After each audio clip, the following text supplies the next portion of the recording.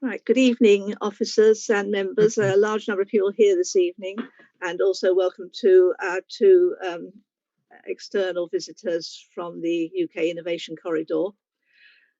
Before I start the meeting, I have to read out the webcast, as this is going to be a virtual meeting that will be webcast. I would like to remind everyone present that this meeting will be broadcast live to the internet or filmed and will be capable of repeated viewing or another use by such third parties. Therefore, by participating in this virtual meeting, you are consenting to being filmed and to the possible use of those images and sound recordings for webcasting and or training purposes. If members of the public do not wish to have their image captured, they should ensure that their video setting throughout the virtual meeting is turned off and set to audio only. And can I also make you aware that if any technical difficulties interrupt the meeting that cannot be overcome, I may need to adjourn the meeting. And can I also just ask all those wishing to speak, ask questions, or make comments, if you can use the blue hand as far as possible, which will make it easier to identify such a large number of people here who wishes to speak. So if I can first of all just go through the early items of the agenda. Apologies for absence.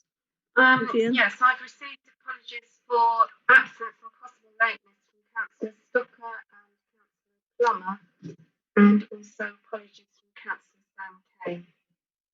Thank you very much. And I'm assuming we have no substitute members. Yes, that's right. We don't have any substitutes. Thank you. Now, before we go further into the meeting, I'll just apologise for the numbers of yellow supplements that have appeared for this meeting. So hopefully members can navigate their way through the various bits of paper, and if you're doing it online, the various pages that need to be brought together for this. So item 4, minutes of the last meeting, which was held on the 15th of October. You'll find these on one of the yellows on page 4 of, I think, the first yellow that might have been issued. Any comments before we confirm those minutes?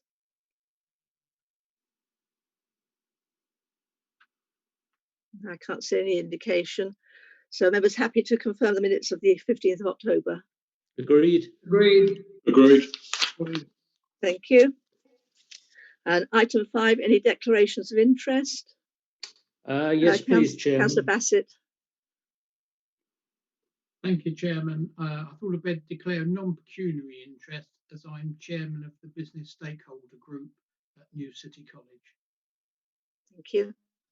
And Councillor Jennings, sorry, my Vice Chairman. Thank you, Chairman. Yes, it's a non-pecuniary interest in item number, which I think is now number 7, the UK Innovation Corridor. It's just to declare that the Chairman, John McGill, is a long-standing personal friend of mine.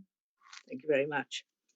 And as Councillor Jennings has just referenced, with members' agreement, are you happy that we slightly adjust the agenda to bring item 7, which is the UK Innovation Corridor, up ahead of item 8 is the Innovation Corridor, ahead of item 7, the executive decision on call-ins? Are members happy to have that moved? Agreed. Thank you very much. And I don't believe we have any public questions or any requests to speak to the meeting.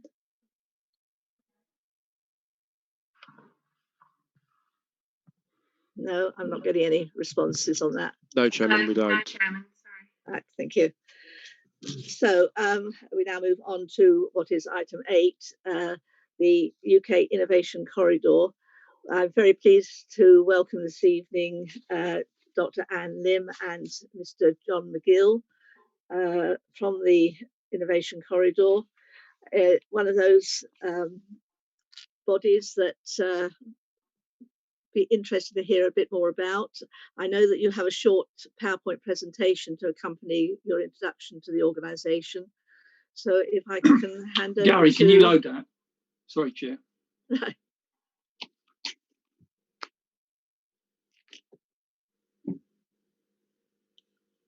Sorry, did someone call me? Yes, Gary, can you load? I think you were being asked if you could load the PowerPoint presentation. You want me to share my screen with it on? Is that what you're saying? I think that's what Mr. McGill is Yeah, indicating. yes, please. Yeah. Right. Okay.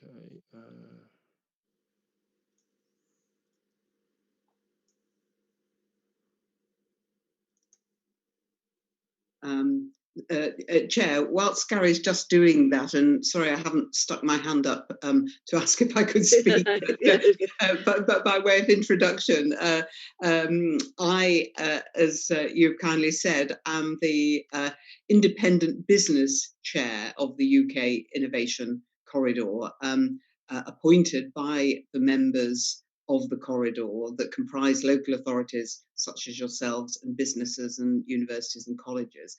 And John does all the hard work, which is what he's doing now, why he's concentrating so hard, because John is the director. He does also live, of course, in your area. And John will John and I together will take you through. There are only a few slides. Don't worry, you are not going to have death by PowerPoint. But we just thought it might be useful for you visually to see the geography, and then for us to concentrate on answering one or two queries that you may have before you actually ask us any questions. And I'm sure what we say might also provoke some questions as well. And just to end this little introduction and to hand over to John, just reiterate to the whole of your Scrutiny Committee Chairman that we genuinely are really delighted to be here.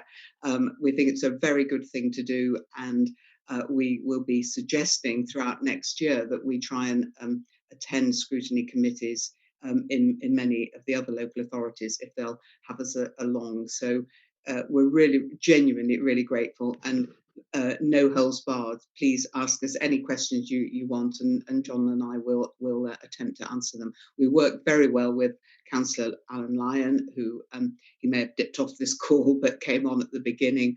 Of course, John works with Georgina at Blake and with John Houston. I think we have good relationships, but we always want to improve those and learn and basically do what you need doing for your district council and indeed the whole area, the whole county council. So with that, I'll hand over to John. Are you ready, John? Yeah, I'm ready, and thanks, Gary, for loading that. Zoom is a technique I haven't totally mastered. Can you go to the next slide, please, Gary? So, as Anne said, and I recognise that quite a few members won't have heard of the UK Innovation Corridor, and they won't be aware of the geography. So what you see in front of you is the map on the left of the Innovation Corridor. It stretches from northeast London right through to Cambridgeshire and Peterborough. And then to the right, you've got something which is very new. So you may not have heard of this either. It's a cluster of local authorities at the core of the Innovation Corridor, which are a number of authorities, including Epping Forest, of course, who've been working together more closely and more intensively within this corridor. And that name, the Innovation Core, is a name and emerging brand which is literally 2 or 3 weeks old, but obviously that's also very important as part of this discussion this evening. Please go to the next slide, Gary. Excuse me. So a few statistics and obviously an explanation of what the Innovation Corridor is about. It is, and we don't say this with any great embarrassment, it's the UK's most productive region. It is actually world class in terms of the technology that's within the corridor. Just reflecting back on that map, it wasn't necessarily that apparent that the geography is founded on north-south transport connections. So think of it in terms of the East Coast Main Line coming out of King's Cross via Stevenage to Cambridge, and the West Anglia Main Line via Stratford, Liverpool Street, Stratford, Harlow, Stanton, and again Cambridge and further north. So that's the overall geography. It is based on transport routes. It is therefore reflecting a real economy, which has been present in the area for quite a long time, certainly before the partnership came together. And as I say, it is genuinely world class in terms of the technology companies, the universities which are present. So in a sense, some of those stats in the middle are no great surprise. These are obviously pre-pandemic, but 6,600 people work in the knowledge economy, 250,000 in ICT digital. Surprisingly, few people work in life sciences, but that's actually quite a big number if you put it in the UK context. And then there are other sectors such as engineering, logistics, and advanced manufacturing. So, these are the primary sectors that we take most interest in. And that doesn't mean to say they're the biggest employers. Sectors such as construction, business services would also be very, very important and would dwarf these numbers. But in terms of the value to the economy, not just to this area, but to the UK economy, these are the standouts and make this corridor particularly special. So just picking up some of the sectors in Epping Forest. So the main sectors, and Epping Forest isn't particularly different in this respect. Construction, admin, and health, i.e. public sector jobs, and business services are very important. What slightly surprised me is lower than average employment in information, comms, and R&D. And also, perhaps most surprisingly, given its proximity to the city and Canary Wharf, financial services. So, that is what it is. And obviously, it's all part of the economy of this district. Can you go next slide, please, Gary?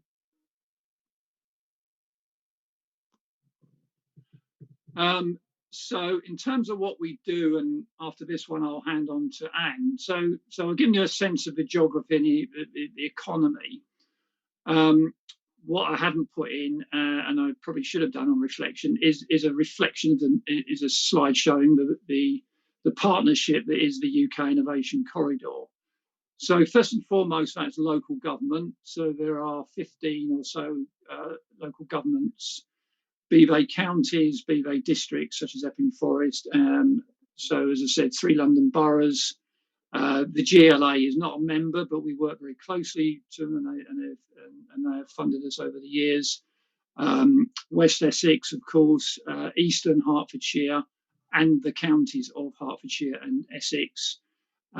South Cambs, City of Cambs, and the County Council of Cambridgeshire.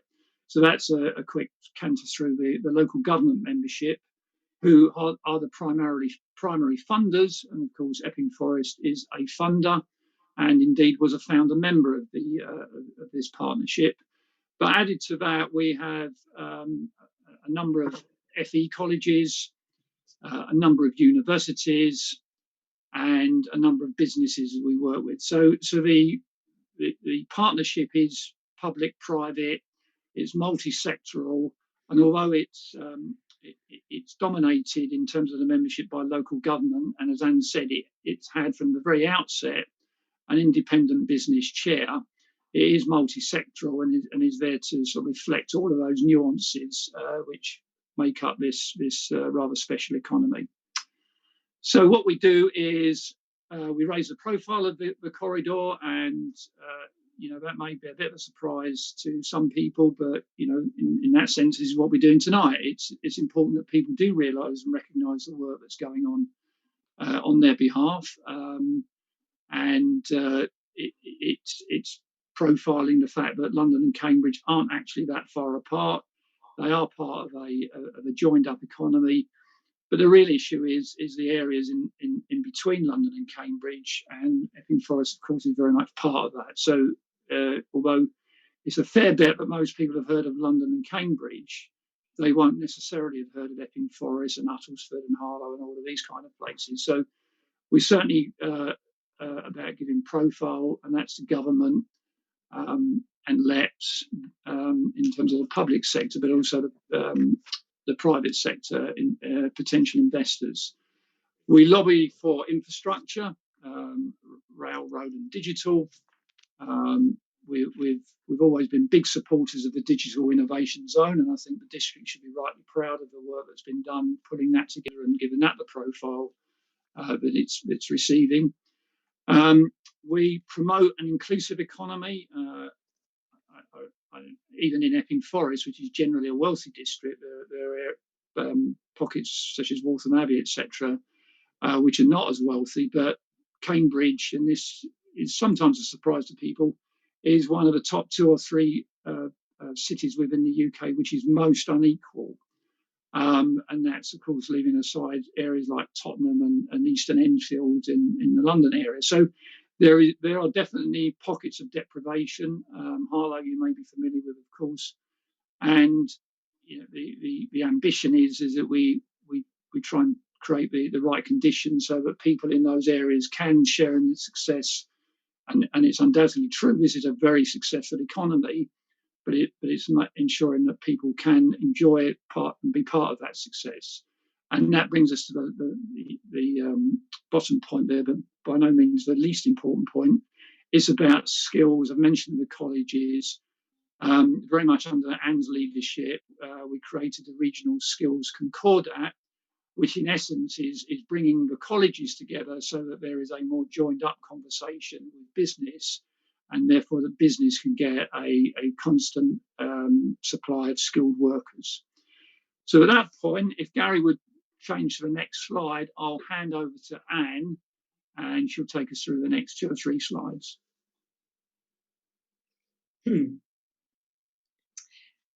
Yeah, thank you. Well, I'll just begin talking whilst the slide comes up. I think you're hopefully getting the picture that this is about taking a strategic approach to a regional economy, in which every single part of that economy, each community, like the community that you represent, is distinctive and is important in its own right. But actually, if you join it up in the way that we're demonstrating, and you focus on areas of activity like inward investment, infrastructure, and inclusive economy skills that John just explained, where you have a common agenda on those big themes, whether you're in Cambridge or whether you're in London or whether you're in Harlow or Epping Forest, then actually you have an area of England and of the UK that actually is not just leading sci-tech, which is actually what we describe ourselves. We are a leading sci-tech region driving growth from London to Cambridge, but you're actually a net contributor to the UK as a whole.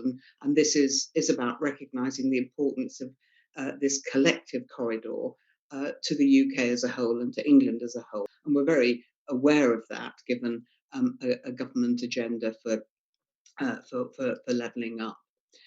So how can we support you, and how do we try and support you? Well, I have a simple ABC of what the Innovation Corridor is, but I've decided to show that in terms of 3 V's tonight to just vary the thing. Basically, what we do is we advocate, we broker, and we coordinate. That's the ABC. But just putting this into a slightly different language, and John has illustrated this in what he's said so far, we can add to your voice. We can give voice to some things that you need and want. And we can put that in the wider strategic context, as I've said. We can do that because we can lobby, because we do have the ear of government, and because we are a collective. We're representing a whole range of people. And actually, that's very, very important if you're talking to government, whether that's national government or the GLA. It's very important in terms of private investors, because they like to see a way forward across a wider area than just an individual local authority very often. And we've got some good examples of where we've championed things. I mean, John's already mentioned your great success with the Digital Innovation Zone, but we have been cheerleading that for you. And obviously the Harlow and Gilston work and the Innovation Core work that John showed in that first map are very important things that we can talk up and hopefully talk government and private investors into supporting financially. The second thing that's important and distinctive, I think, about the UK Innovation Corridor, and it has its origins in the way it came together, which is this is not a construct of government. You're not forced to collaborate with each other and work strategically. It's a non-statutory consortium of, broadly speaking, like-minded fellow councillors, people who are trying to do their bit as democratically elected, maybe from different parties, but caring about the community that they represent. And working with businesses, with skills providers, universities, colleges, etc. That working together in what we've called here a coalition of the willing, just to use a phrase, because they can see that there are things that they can learn from each other, and that by joining stuff up, you get a bigger bang for your buck, if you like. You get a bigger story told, and you get a bigger voice. To go back to my first bullet point on the slide, we can help support by giving voice, and we can support because we're not bound by any diktat. We only exist because the local authorities and the businesses want to be members of something bigger than themselves. And then the third point, I don't want you to think we have a lot of resources, but I think we do have a lot of vigour. The Innovation Corridor is essentially John and me and a kind of admin person and one or two consultants. We're very resource light. I'm only a part-time independent business chair as well, although I spend as much time as I need to do the work. But we're a very lean machine, and yet we can, and I hope we do, give energy and bring synergy because of the way we are able to convene and coordinate members, and because we have an understanding of that whole area of the corridor that John showed you on the first slide, and therefore we can promote what's going on in one area to another, and that can, I hope, add energy and interest, and as I say, bring synergy. And an example of that within Epping Forest District Council's work is promoting opportunities that you have, such as the North Weald area, as far as gaining investments concerned.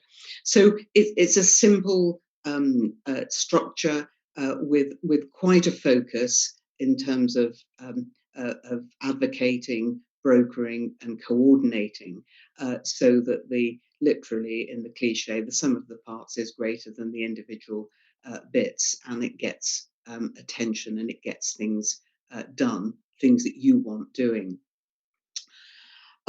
If you go to the next slide, Gary, sorry, I'm looking at my slides rather than on your screen, but it's the one that begins how Epping Forest District Council can collaborate better with the corridor. This is not to say that we don't collaborate well with you already. I think we have a good relationship, as I've said right from the outset. And you certainly, if you look at your own, or I'll remind you of your own local plan, at least the December 2017 version, you're very good, as far as we're concerned, in terms of making a reference to us at that point. And I'll come on to this to end the presentation very shortly. At that point, we were known as the London Stansted Cambridge corridor, and that's what it says in your plan, and that's absolutely fine. But you did make a reference to the work of your council in that wider strategic context with a vision across a functional economic market area, and that's absolutely spot on. And big tick to you for doing that. I think that you can definitely help us by always referencing, where appropriate, your work in the context of something that we're doing, which is why going back to inward investment attraction, infrastructure development, inclusive economy and skills, those big four themes really sum it up for us all. How could you perhaps do a bit more if you're not doing it already? Well, yes, explicitly include appropriate references to us in your own plans and projects and thinking, but as well, and this is why we welcome this occasion, communicate to your colleagues, to fellow councillors, to other colleagues in the district council, the officers, the work that the UK Innovation Corridor does. And we have a monthly blog. It's called the Corridor Chronicle. It's been going a year now. So it's short, it's delivered by email, and it just gives you a little insight into what's going on in the whole range of those local authorities and businesses across the corridor. So if you could push that out to others who you know would at least just glance at it anyway, or skim read it, that would be helpful, so that they get to hear the name. And that's obviously an internal communication thing for you. We also have a Twitter account, and we do try and promote through social media and through the blog, and a regular sort of emailing out to members.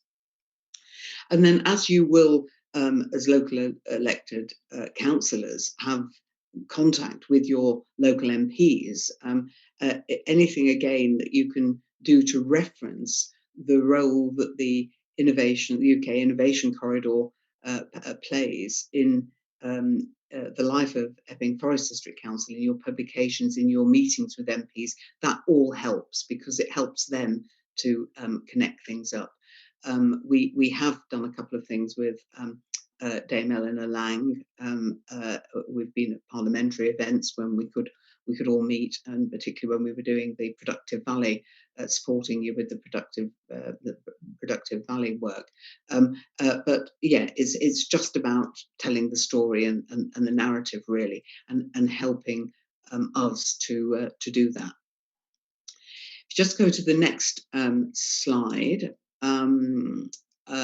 I won't dwell on this, but really this underpins what I've been saying about why it makes sense for local authorities, not just yours, but all of them in the corridor, to align with and support the UK Innovations Corridor to join things up.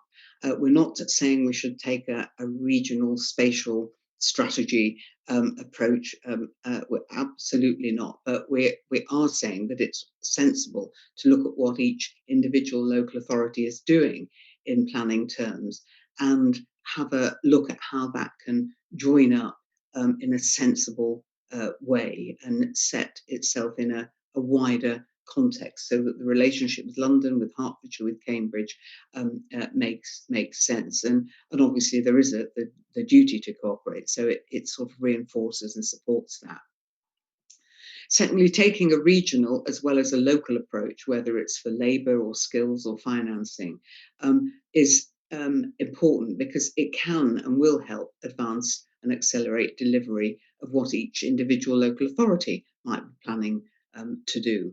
Again, it's just about that, connecting things up across borders, because although borders are very important to local authorities, and of course we need them, actually to businesses very often, to highways, to others, the ability to see across those borders and to see things more comprehensively and collaborate is important.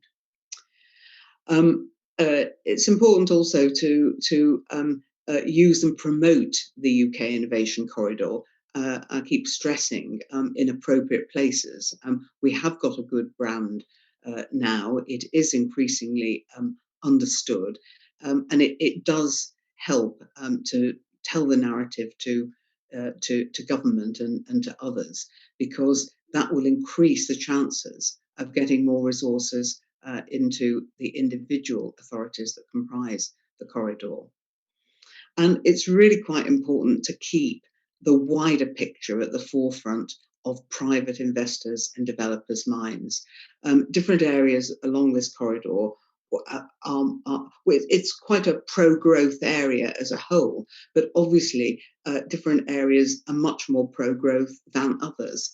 Actually, if you look at that sensibly, when you have a conversation with private investors who do want to see a sense of vision for the future and want some certainty about where they can develop and get a return on their investment and where not, it really, really helps if you look at things not just on an individual local authority basis, but in a wider coordinated way, and that you can think long term, so that the areas that need protecting and won't be developed don't get developed, and other areas that can be developed and will be developed, investors can put their money behind. And that kind of sense of vision and confidence really, really helps in terms of triggering resources. And we certainly speak quite a bit to investors who want to put money into this part of the country, and they value that, the way of working I'm describing, with the kind of confidence of local leadership that's behind it. And finally, I mentioned it earlier, but it does make sense for local authorities to position themselves in a wider context. You will be completely aware that Northern Powerhouse and Midlands Engine have very, very strong brands, and government attention follows from that. The closer to home, the Oxford-Cambridge Arc now is an area that's getting attention too.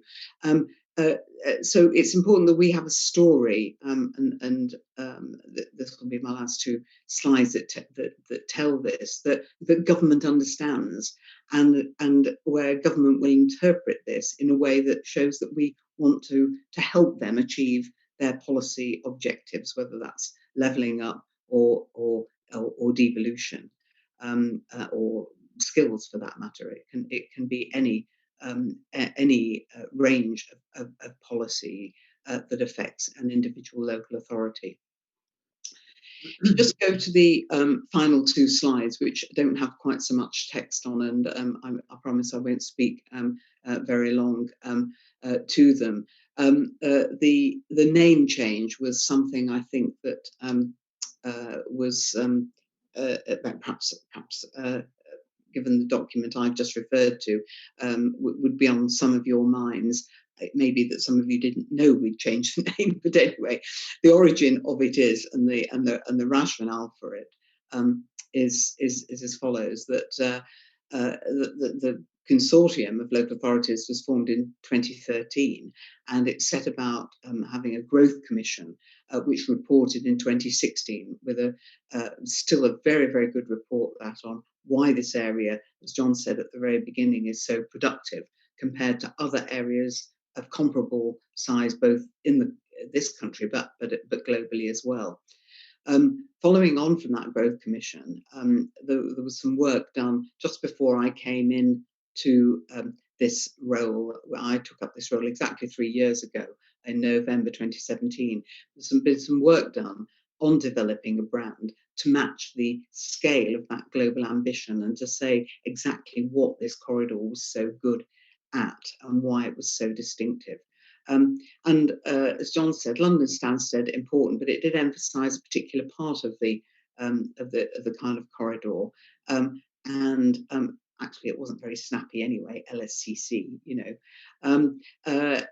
so although we are still very much a consortium, a coalition of the willing, as I've said, what actually matters is the innovation, the approach, the entrepreneurial, visionary attitude of our local authority leaders and businesses, and UK Innovation Corridor, with that leadership and with all the evidence on the economic side of things that's contained in the Growth Commission and that John has reminded us of now.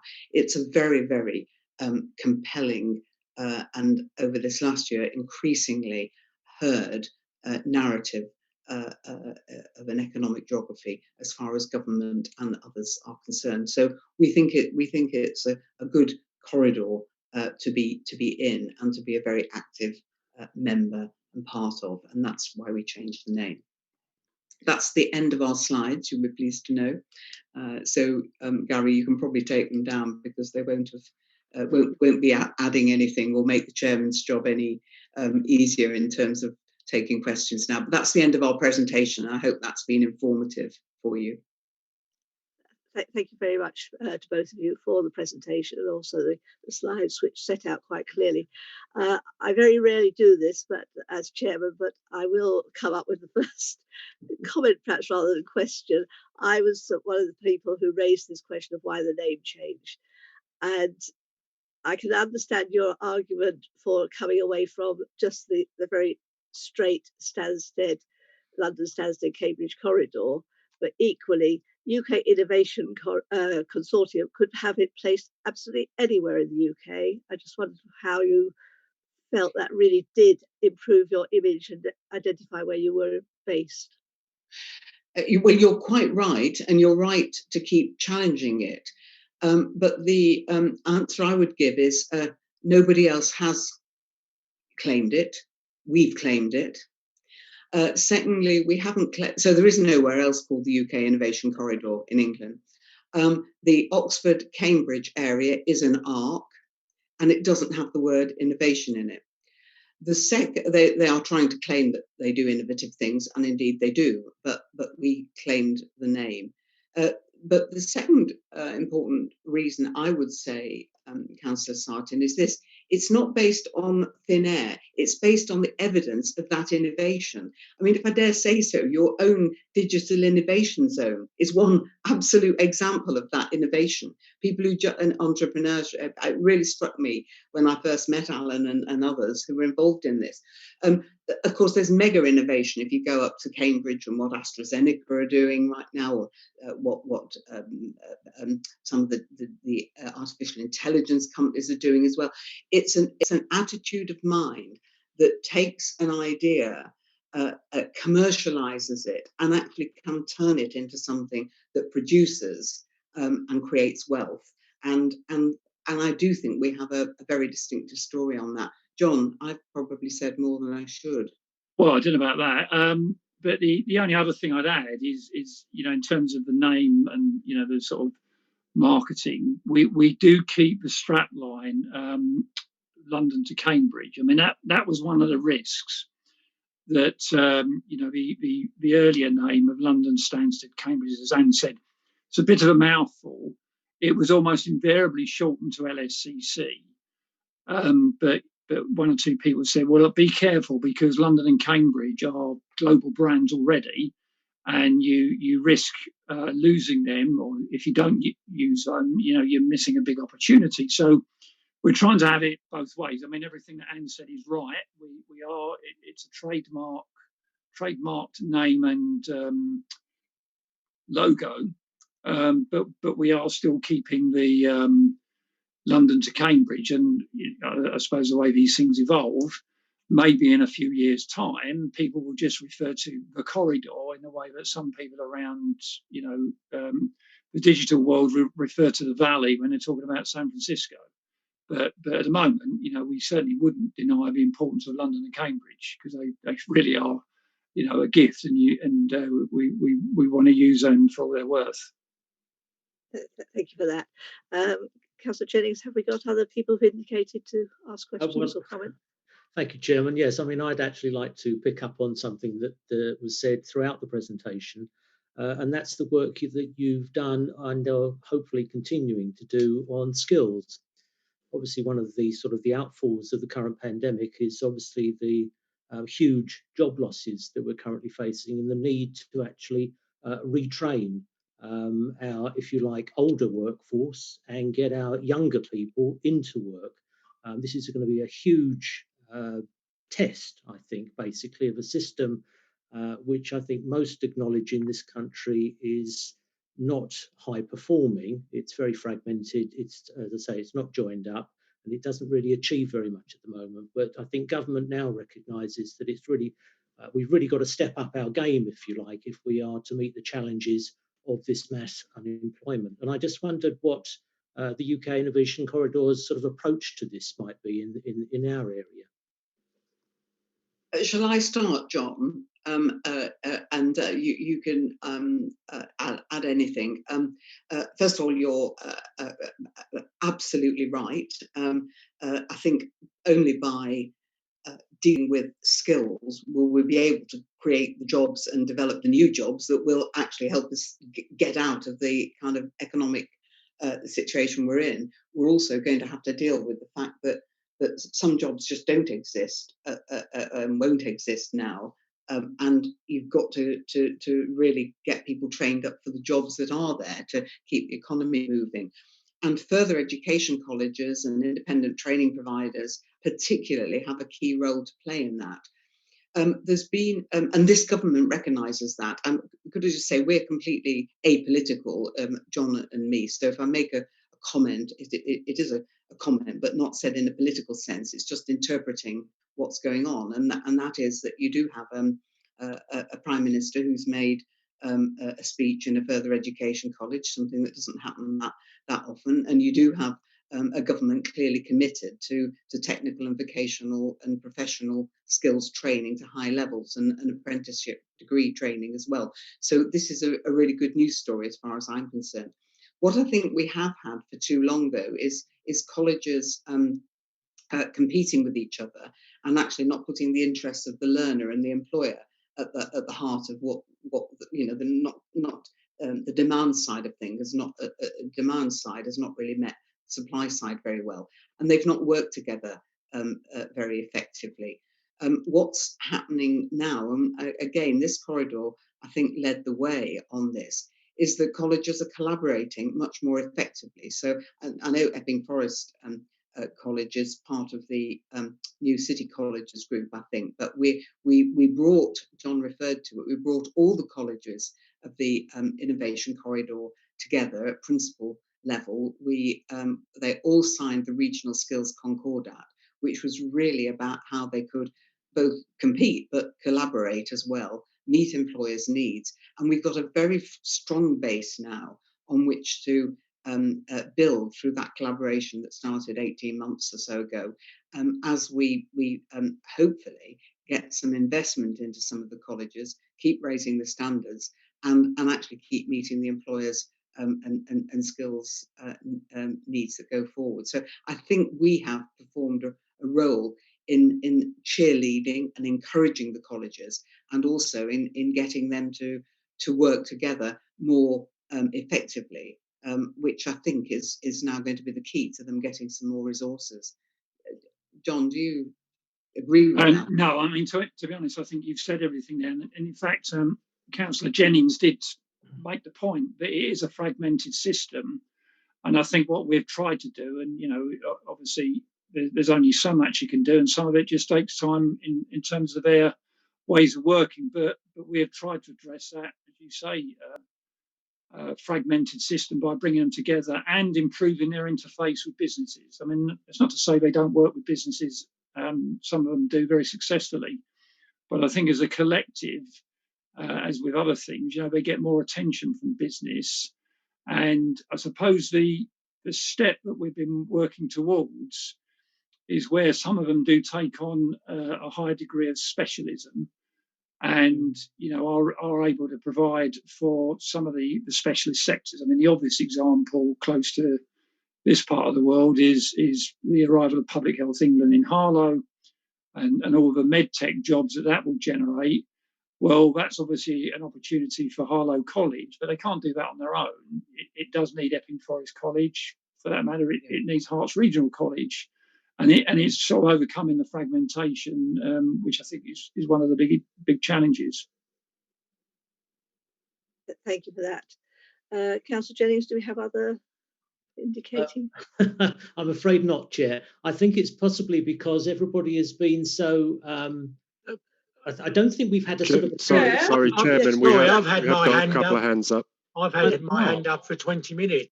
Well, I'm apologising because I've got nothing showing on my screen. Chair, we have Councillor Murray and Councillor Whitehouse. Thank you very much. So, Councillor Murray. Chairman, just a few comments and then a question. I'm really glad that we've had this presentation tonight, and I'm really glad that we've had the explanation of the change of name, because I was a little bit concerned that this was something I'd never even heard of. But now that I realise that it's changed its name, I had heard of the former organisation, so I'm pleased to have the explanation about that. At the weekend, I had a look at the website and I was very impressed. I spent 15-20 minutes interrogating the website, and I thought that promoted you really well. Just in response to what Councillor Jennings said, and then I'll get to my question, I'm glad that you are trying to do the work in terms of the colleges and maybe secondary schools as well, but particularly colleges, because that's skills training. But I will just make the point, and it's not a party point, because it was education is my area of expertise. It was New Labour and continued by the Conservatives since, that deliberately wanted to make particularly colleges non-collaborative and market forces and very competitive against each other. And it had some negative results that I think many of us thought it was going to be. So it's really good that you have kind of mitigated the worst effects of bringing the market economy into the education sector, which has been the hallmark for the last 23 years. My point is, from your website, I really did get the feel about innovation. I really did get the feel about you championing growth and so on. But what surprised me in your presentation tonight was you both made some points about social inclusion and narrowing social inequality. And I didn't get that feel from your website. And economic growth in itself doesn't necessarily achieve that. As we all know, economic growth and market forces and innovation in itself can actually worsen and widen social inequality. So I just wanted to see if you could give me some examples where you have shouted up, promoted, and so on, social inequality and the levelling up agenda, because both of you mentioned that in your presentation tonight, and I didn't get that feel from the website at all. Great observation, and it isn't on the website because it's work in progress. But actually, John, that I think perhaps could be an opportunity for you to explain that work in progress. Yeah, okay, Anne, thanks. So, I mean, I agree with Anne, Councillor Murray. I think that's a really good point, and full marks for raising that, because it isn't that visible on our website. So where we've got to, and I always find it's quite interesting working across political constituencies as we do in the corridor, but it was a Conservative group that really raised this as an issue for this corridor in another local authority. And it does, it touches all parts of the corridor as explained. So what we did, in fact, it was just as first lockdown kicked in. I think it was the first time we'd tried to do something online.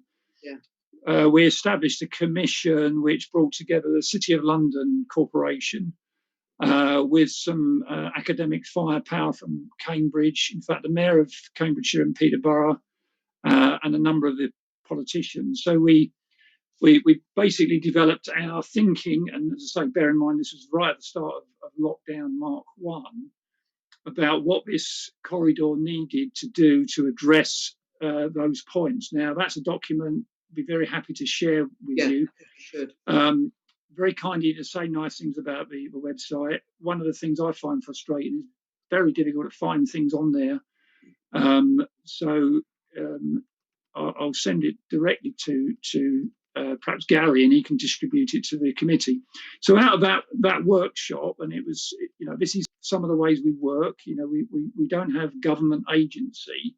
So what we do is bring people together for collaboration, coordination, and we develop thinking, and we issue not that many, but we issue policy documents or suggested policy documents, and that's exactly what we did, and we've submitted that to government at the time, and we did it more recently as part of our submission to the Comprehensive Spending Review.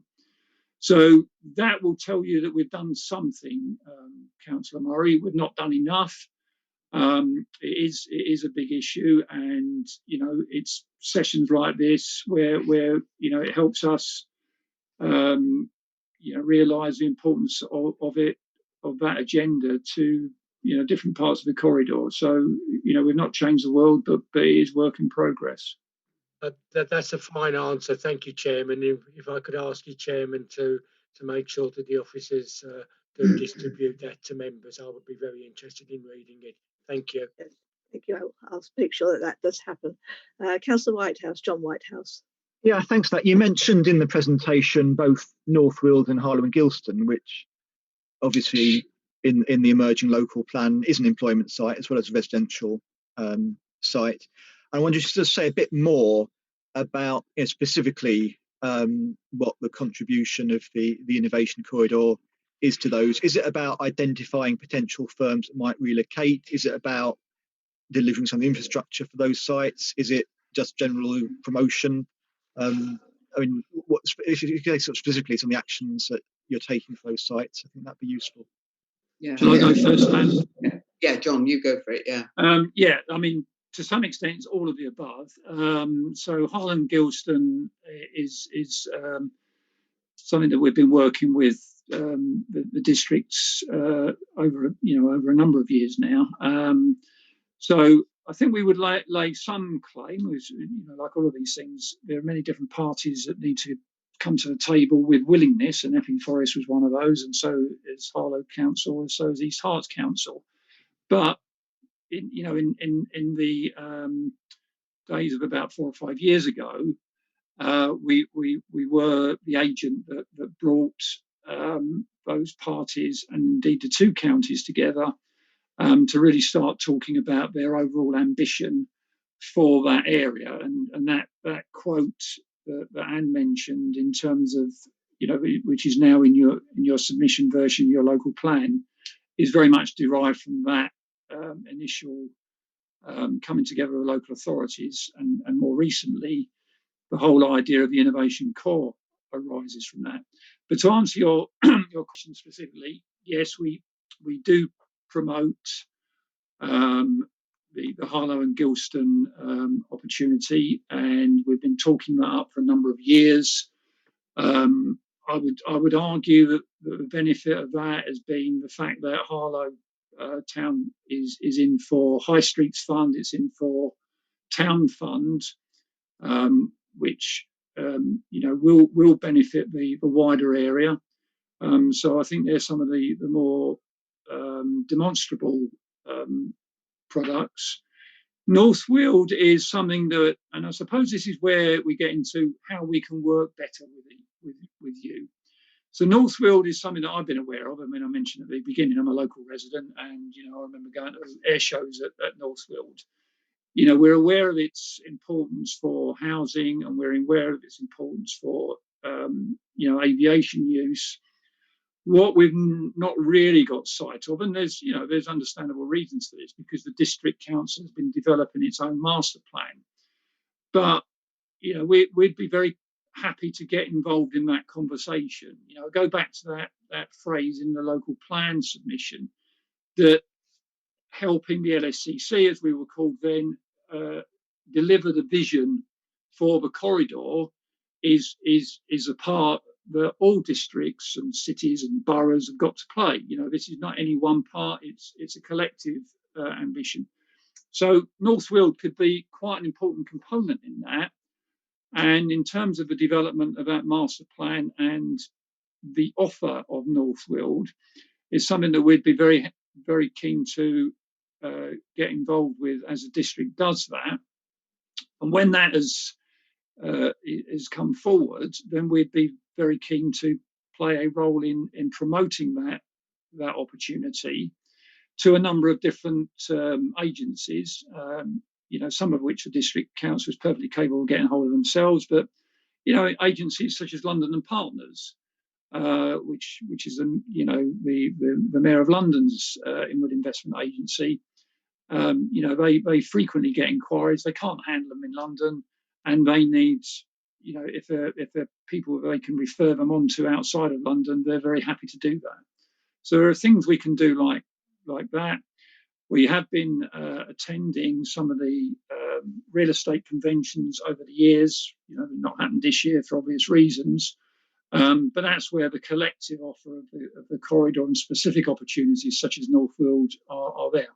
So essentially what we want from Epping Forest as we go forward is that Councillor Murray will hopefully confirm this. So on our website is a tab called Opportunities. It's got quite a lot of Harlow Science Park on it because Harlow Science Park has been using that. I want to see, North Weald Research Park or whatever it comes out to be. I don't know. That's the thing that the district has got to take the lead on. But we'd be very, very happy to come in and support that. And then we can really get behind that, and it becomes a very important asset to the overall growth of the corridor. And if I may, can I just expand? And when you're talking to potential inward investors, and what sort of areas is this area in competition with? And what are the things that people raise as potential obstacles? Is it skills? Is it infrastructure? Is it house prices? What are the things which potentially stop people from locating here? I don't think there's any. Again, all of those issues come up. I think the thing that, and to be honest with you, you very rarely get into the conversation with a potential investor and say, well, no, I'm not going to invest because, I didn't like the schools, or I didn't like the local planning authority. What you notice is the absence of that interest. So you kind of have to talk to people and talk to people who know people. So, one of the issues that often comes up, I'm not suggesting that this is an issue for Epping Forest, but the kind of issues that come up are the certainty and the planning process. And over the years, I've started to get a better understanding of the way developers might think. I'm certainly not claiming, complete knowledge. But what I find they want certainty. They're not looking for permission where permission really doesn't work. I mean, in fact, they probably don't want that because they don't want to get into hand-to-hand combat, which can end up being quite acrimonious and fundamentally expensive. So if a local authority, if the development isn't right for the local authority, they'd sooner know that very quickly and then move on to an area where it might work. But what they do want to know is if the development that they're suggesting, they're promoting, is being sensibly and seriously addressed by the local authority, obviously in the first instance planning officers, and then they know that there's a sort of process to go through, and there's a level of certainty at the end of that. I'm not singling out Epping Forest particularly on that. I'm just talking, I'm reflecting conversations that I've had with quite a few developers. Because every uncertainty is money, it's risk. And obviously that's the thrust of the government planning white paper, is to try and eliminate risk at the point where the developer is putting forward a proposal. I mean, that's a whole different conversation, I realise, but that's reflecting what private sector developers would often say. I mean, going above and beyond that, sorry, I won't say too much more because it is obviously a big subject. The way we try to operate is to present the corridor to the world. And as I said at the outset, we're not bashful about that. This is a global proposition, and it is a very important asset for the UK. So the opportunities and the profile we're trying to give this corridor is primarily in certain sectors, life sciences, IT, digital, advanced manufacturing. It's not in everything, it's specific sectors. And the logic of the way that would work is that if we get the attention of a major life sciences company, let's say Pfizer, because it's quite topical, then if they're interested in this corridor, to some extent we've done our job. And we won't have done that on our own. We would have done that in concert with UKTI, or DIT. We would have done that in combination with a whole host of different people. But if they then get attracted to this corridor, and they will have specific requirements, then it gets down to the individual local authorities. And there are certain things that would obviously attract them to Cambridge or King's Cross, but there are other things, and I think the COVID pandemic has changed the shape of this, might attract them to an area which has got a bit more space and where they can do research, development, and then get into manufacture. And sites like North Weald could be attractive to that. I'm not saying it would be, but it could be. And that's the way the chain works. So where we can raise a profile of this corridor as really important for those sectors, then we get the interest, and then that hopefully will translate into investment. So I hope that answers at least part of your question, but it is a big subject. Thank you very much for that. I'm conscious that we are now hitting 8 o'clock, and I know that Dr. Lim has to leave us at this point, but thank you very much for joining us this evening and for your part in the presentation, answering the questions. I'm assuming that Mr. McGill is available for a few more minutes. Yes, of course. And I'm keeping an eye on this awards ceremony on my iPad, and I'm not being called in yet, so I won't leave you until it's ridiculous. I've got to do this, so it's all right. You're okay for a moment, so I'll stay with John for the time being. Thank you.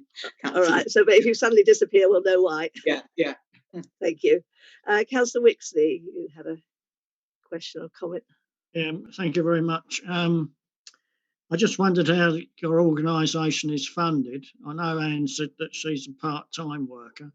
I don't know about John or how many other people are involved, but would I be correct in assuming that there are full-time employees in this organisation, and is there always something in the in-trade to deal with? That was one of my questions, but and how it's funded.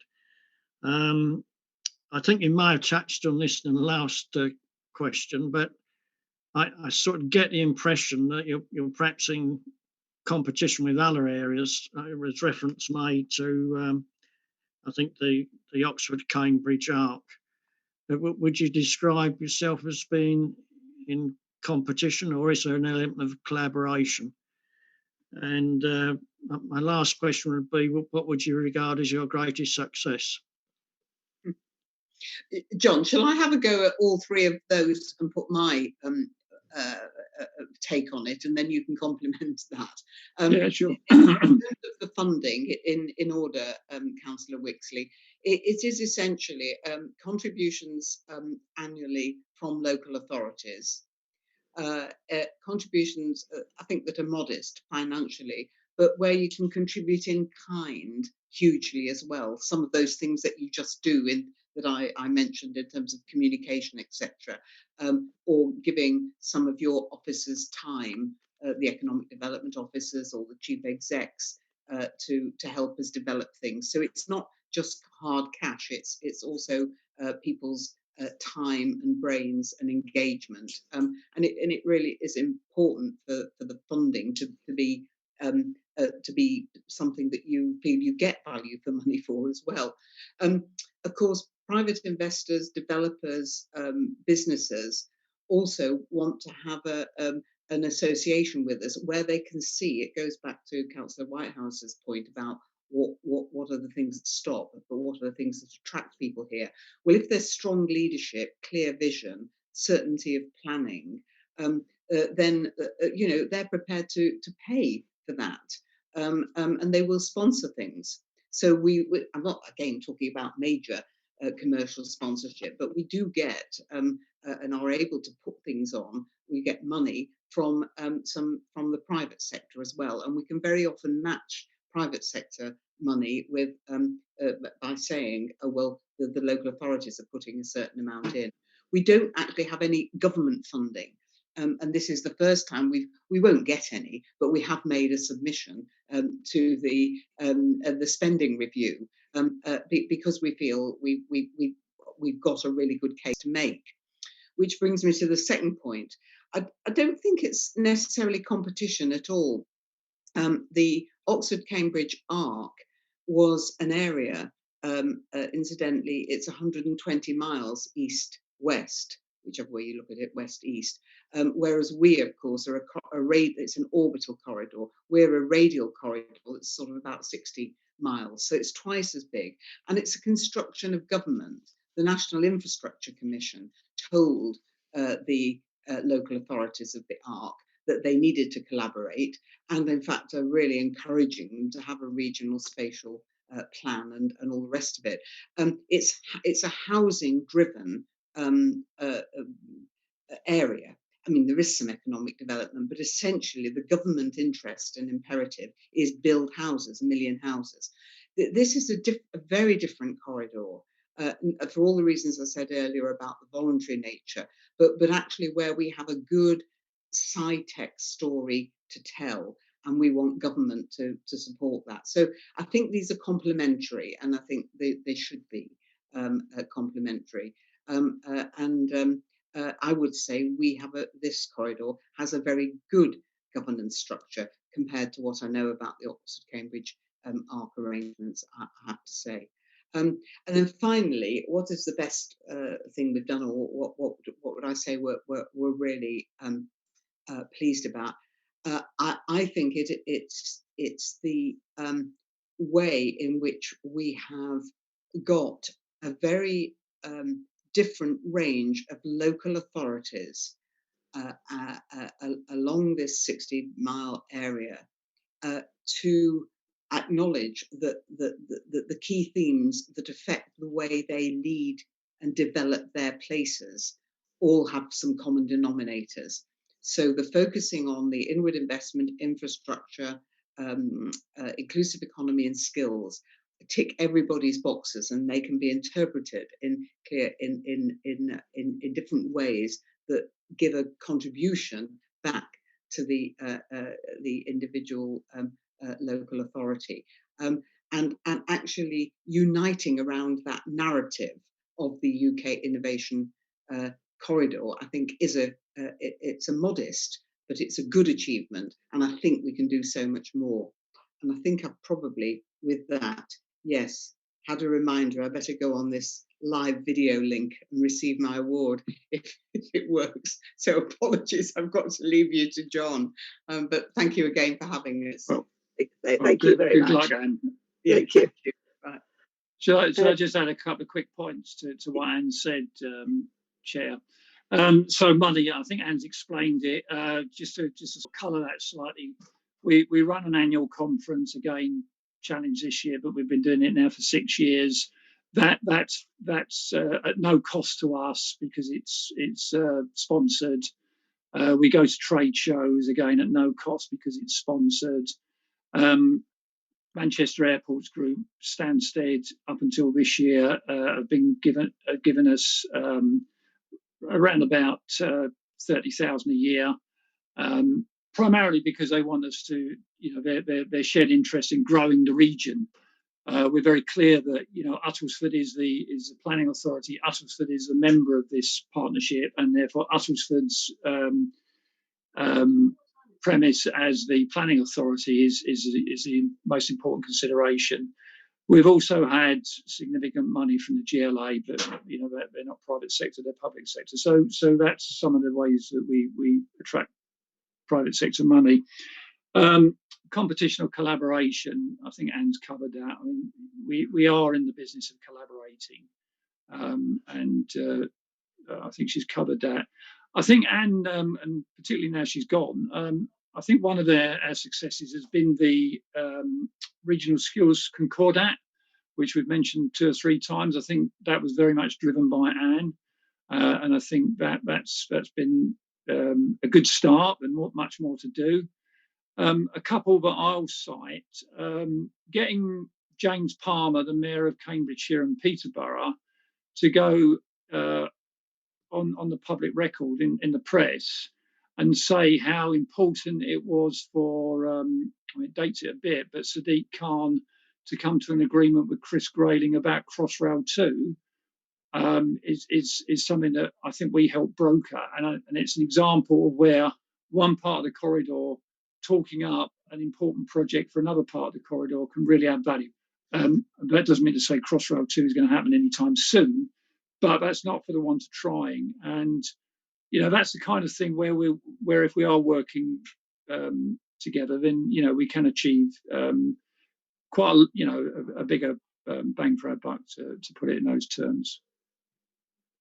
Thank you very much for that. I've got one more person wishing to ask a question, and looking at the time, I think if we can finish with Councillor Plummer. Thank you, Chairman. Thank you. Sorry I missed the start of the presentation. I was very late from another meeting beforehand. Actually, given the time, there's probably more comments and questions, but if you can think about them, these will surprise nobody. I'd just like to ensure that all the work you're doing is putting carbon neutrality first and the climate first, particularly around transport and infrastructure, avoiding increased road traffic. What are you doing to make sure that this doesn't lead to more road traffic, basically? And ensure that the business units are sustainable and low impact, both visually and environmentally.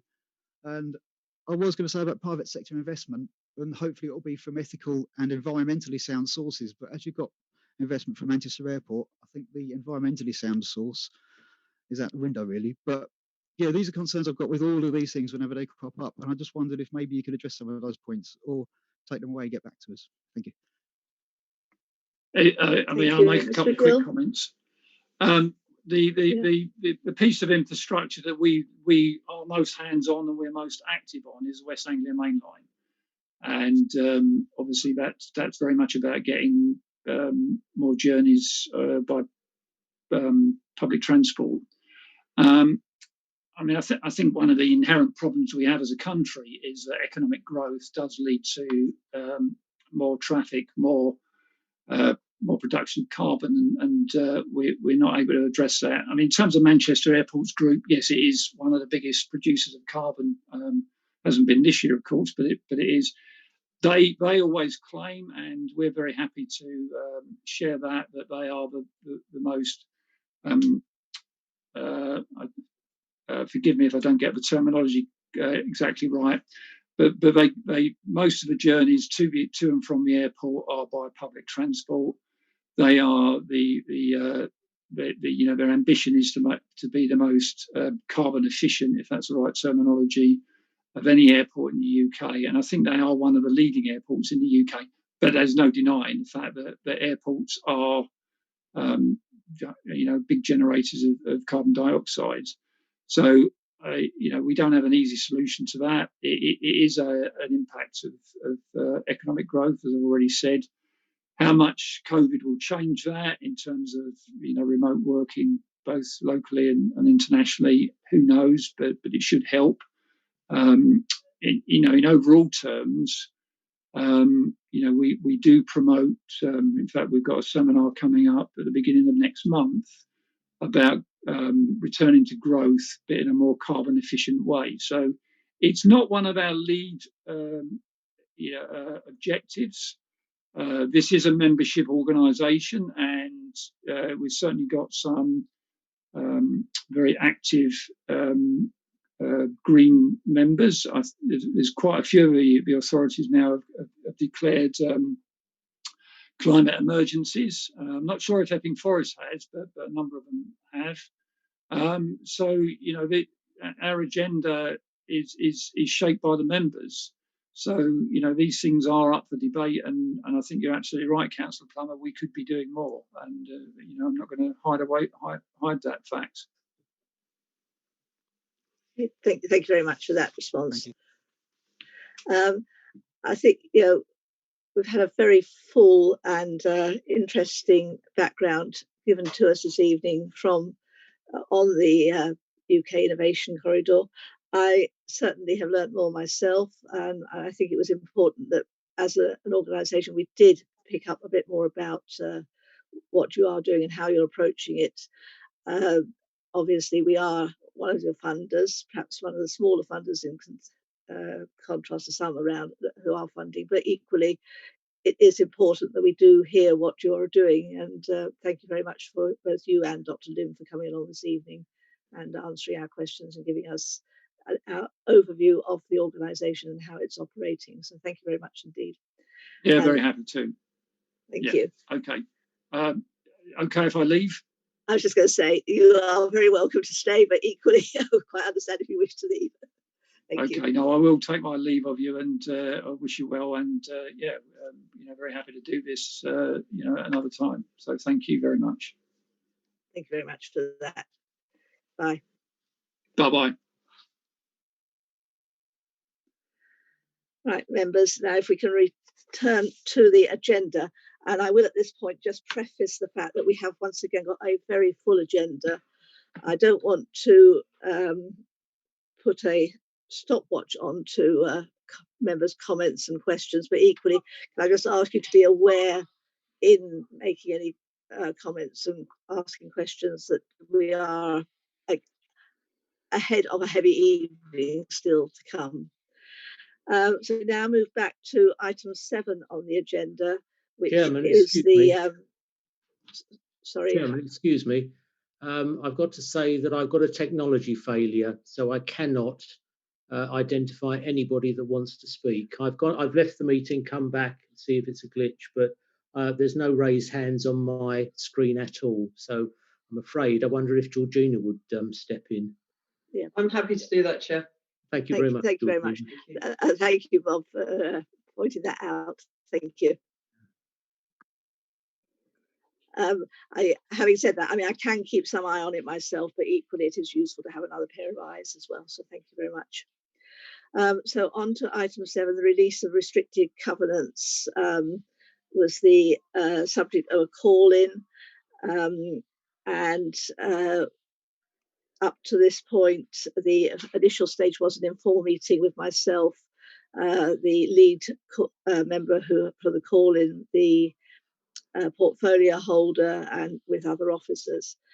At the point we're at now, it's coming back to this committee, and I will just ask Gary Woodhall to run through where we are at with it and where we go from here. Mr. Woodhall? Yes, thank you, Chairman. Just to update members, this was a decision taken at Cabinet on the 14th of September. 5 members called this decision in, of which the lead signatory was Councillor Chris Pond, who is here tonight. There was an informal meeting. I believe the notes of that are attached to your agenda.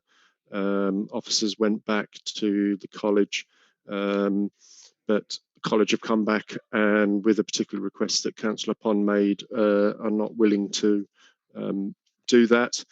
So this has been going on now for nearly 2 months. So both the monitoring officer and myself feel that we delayed this call in coming to the last meeting of the Scrutiny Committee back in 5 weeks ago, in fact today, to allow the informal meeting to play out. So I feel that the committee really needs to consider the call in now. It's been a long time since we last had a call in, so I thought I'd quickly run through what will be the procedure tonight. So the lead signatory to the call-in will describe their concerns, and Councillor Pond is here. The portfolio holder at that point, which is Councillor Patel, will have an opportunity to respond. The remaining signatories at that point can speak in support of the call-in, and I believe we only have one, which is Councillor Murray. I don't think either Councillor Chris Roberts, Deborah Roberts, or Councillor Kaufman is in the meeting tonight. The portfolio holder can then respond if they wish. The committee then can debate the issues involved. At the end of the debate, the lead signatory will have an opportunity to respond to the debate. The portfolio holder will then have an opportunity to respond to the debate. Tonight, members, you have the following options under the Constitution: to confirm the decision, which may then be implemented immediately; to refer the decision back to the Cabinet for further consideration, and your concerns will be set out in writing for the Cabinet to consider. And the third option in the Constitution, although I don't believe it applies in this case, is to refer the matter to full council if you consider that the decision be contrary to the policy framework of the council or the budgetary framework of the council. At the end of the debate, and after a motion has been put and passed, the chairman of the committee will sum up the recommendations to be submitted to the executive, and these will then be incorporated in full in the minutes and the report that then goes to the executive. I think if you're looking at page 48, the Constitution, K down to P is what happens after the meeting in terms of putting items in bulletins and that. So thank you, Chairman. Thank you very much, Mr. Woodhall. So if I can now turn to Councillor Chris Pond to outline your concerns around this decision. Chairman, got my hand up. Oh, sorry, Councillor Janet Whitehouse. Chairman, I feel this. Yes, Chairman, I feel it's not appropriate to take this call in this evening. It wasn't clear from the papers that we had the call in. I did read them, and I got the impression that the informal call-in had, satisfied the outcome. There was nothing here to say we're having a call-in. We've had a very long presentation. A call-in is a long procedure. Members who have never been involved with one before can't take in what the procedure is. In the past, we've had papers explaining what the procedure is. I don't think they could take in from Gary's, very accurate, but long presentation what a call-in involves. It's going to take a long time to do a call-in properly. And I just don't think that members have been adequately prepared to do it tonight. And I just don't think it's the right time. I know it's been delayed, but I can't see it would hurt to delay it to the next meeting when members will have the procedure and be more prepared to do it. Thank you for those comments, Councillor Whitehouse. The question was raised around timing, and there was advice taken on this matter. I'm looking to either our legal officer or Chief Executive or Mr. Woodhall to perhaps come back on that.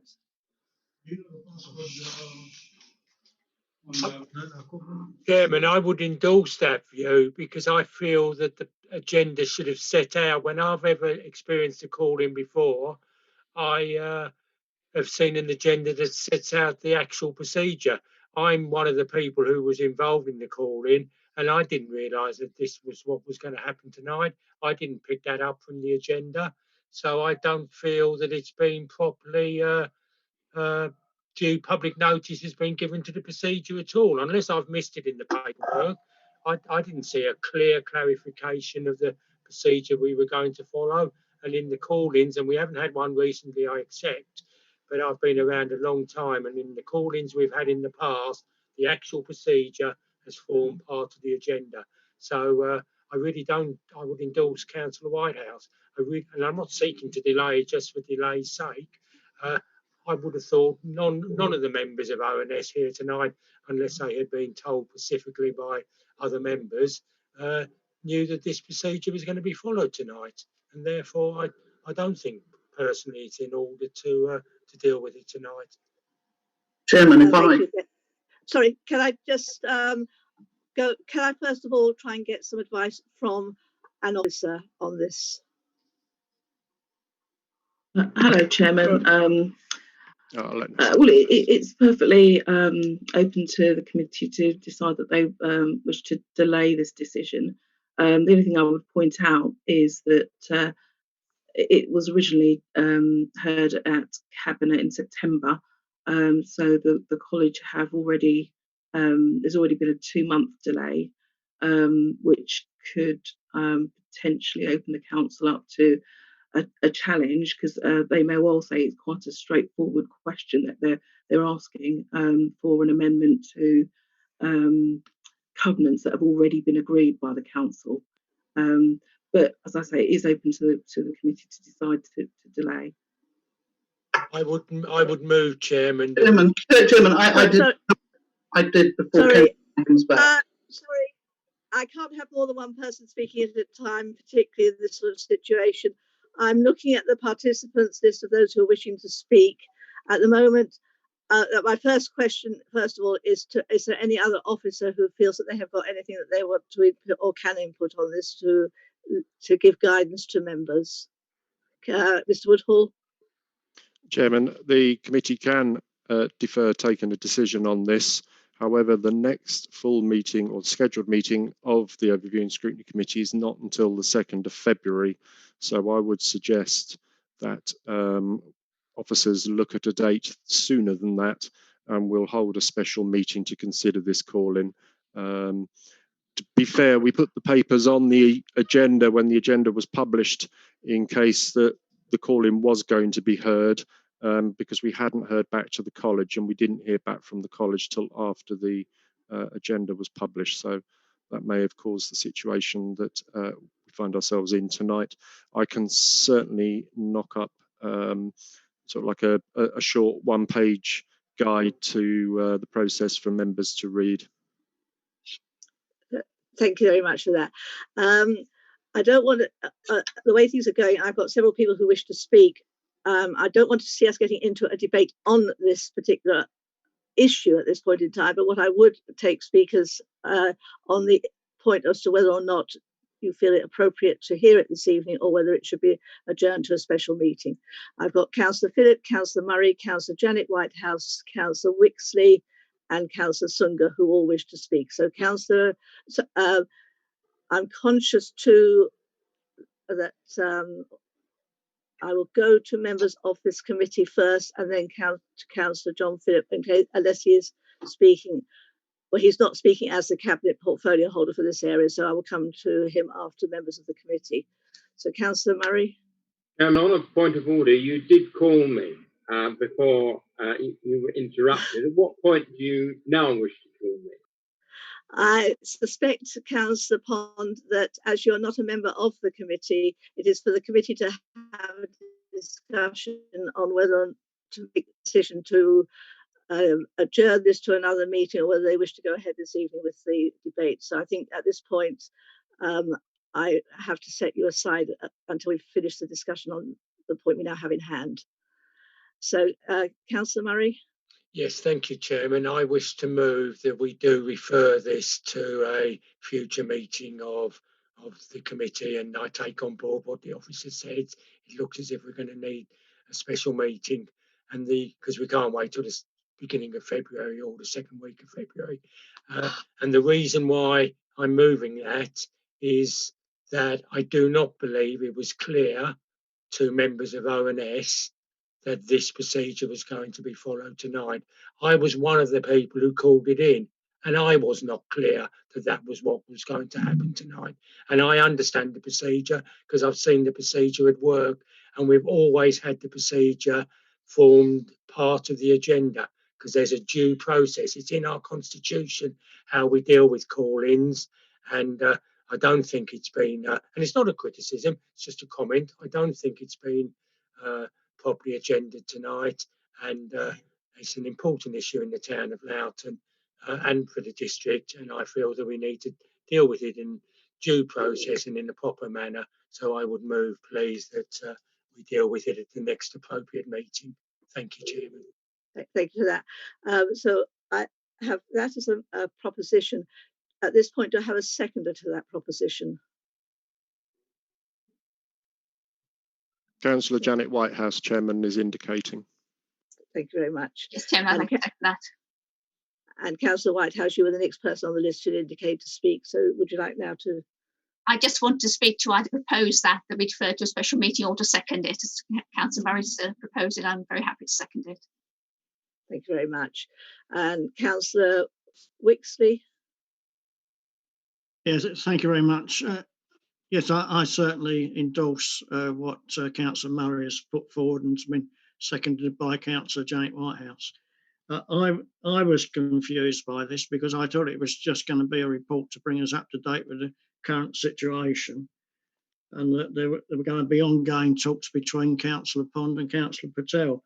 I would draw attention to paragraph 3 on page 39 and the last two sentences, and that's what I thought perhaps we're going to hear more information about. So I was a bit confused, as Councillor Murray was, and he was one of those that signed the calling papers. So if he's confused, then I don't think the rest of us have got much chance, really. Thank you very much for those comments. Councillor Sunga. Yeah, thank you, Chairman. I'm a bit taken back here because the members of the committee have had this report for some while now. I'm not really understanding why members of the committee didn't actually raise this with yourself, Chairman. They've had ample time to do this. It is an important decision to be made, and I would like to be heard tonight. Would like to go ahead. I think we should go ahead with it. I know it's a long meeting, but this is a very important decision. I would like to propose that we continue and have this matter dealt with tonight. Thank you, Chairman. Do you have a seconder to your proposition?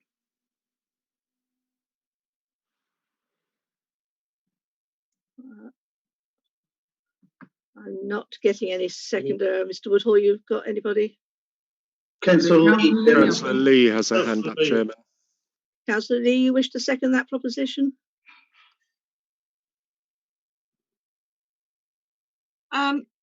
Yeah, I'll second it because you just can't keep putting things back and back. Council's not getting a very good reputation with things keep being put back. I realise COVID's a pain because I've got it myself, but I just think we need to not waste time discussing it or discuss it and just get it dealt with tonight.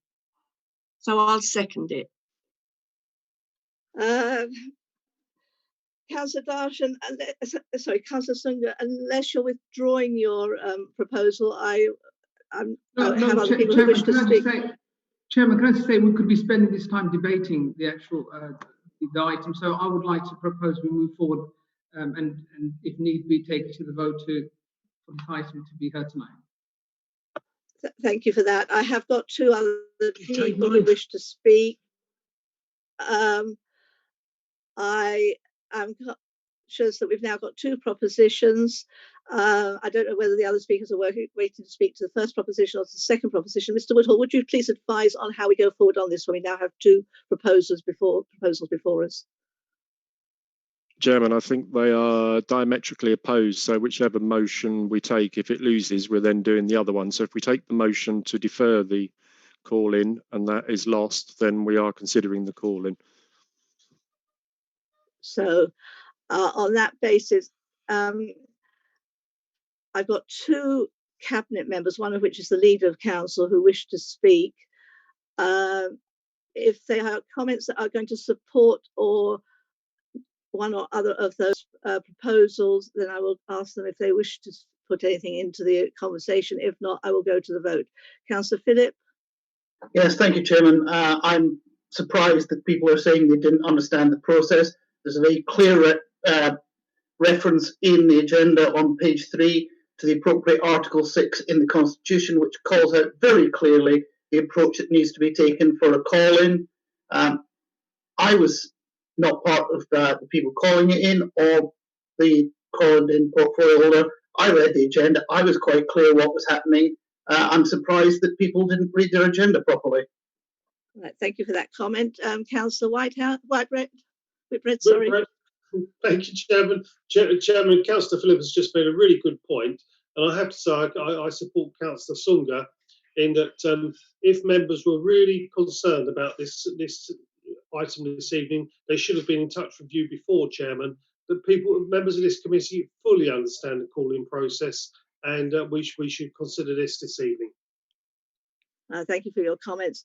We are now at a position where we have got the proposal and two proposals, one of which, as Mr. Woodhall has pointed out, would counteract each other. So I think we need to go to the vote on the proposal put forward by Councillor Murray, who believes that we are not in a position this evening to go ahead with this debate and has asked that it be held over to another meeting, and from what we've heard, it would either be sounds like it would be a special meeting that would need to be set up for that. So we have that seconded by Councillor Janet Whitehouse. Vivian, are you going to take the vote on this? Right. Yes, I'll take the vote if you want me to. Could you just repeat what members are voting for? Sorry, Vivian, it is difficult to follow what you're saying. Yes, sorry, I've turned my volume down. Yes, I'll do the vote for you. Could you just repeat what members are voting for? Is it the first motion or the second motion? Sorry, Mr. Woodhull, can you just clarify the motion, run through the motion as put forward by Councillor Murray? Thank you, Chairman. Yeah, the first motion that was proposed and seconded was by Councillor Murray, seconded by Councillor Janet Whitehouse, and that is that consideration of the call-in be deferred to a later date. Officers will go away and have a look at a suitable date because the next meeting of the committee is not until the 2nd of February. So you're either voting for that motion, in which case you would be saying yes to the motion. If you're against the motion, you'll be saying no to the motion. So Vivian, you're going to run through the names? Yes, I'll take the chairman and the vice chairman at the end. Councillor Baldwin. For.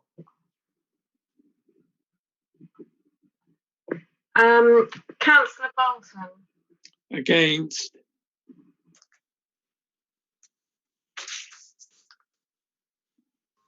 Councillor Burrows. Against.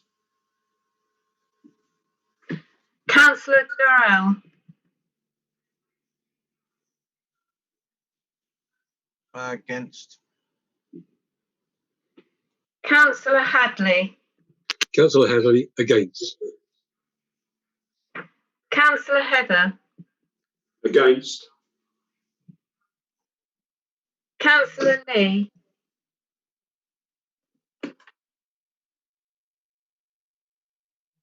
Councillor Lee against. Councillor Murray. For. Councillor Plummer. For. Councillor Rackham is not here. Councillor Stalker. Against. Councillor Sunga.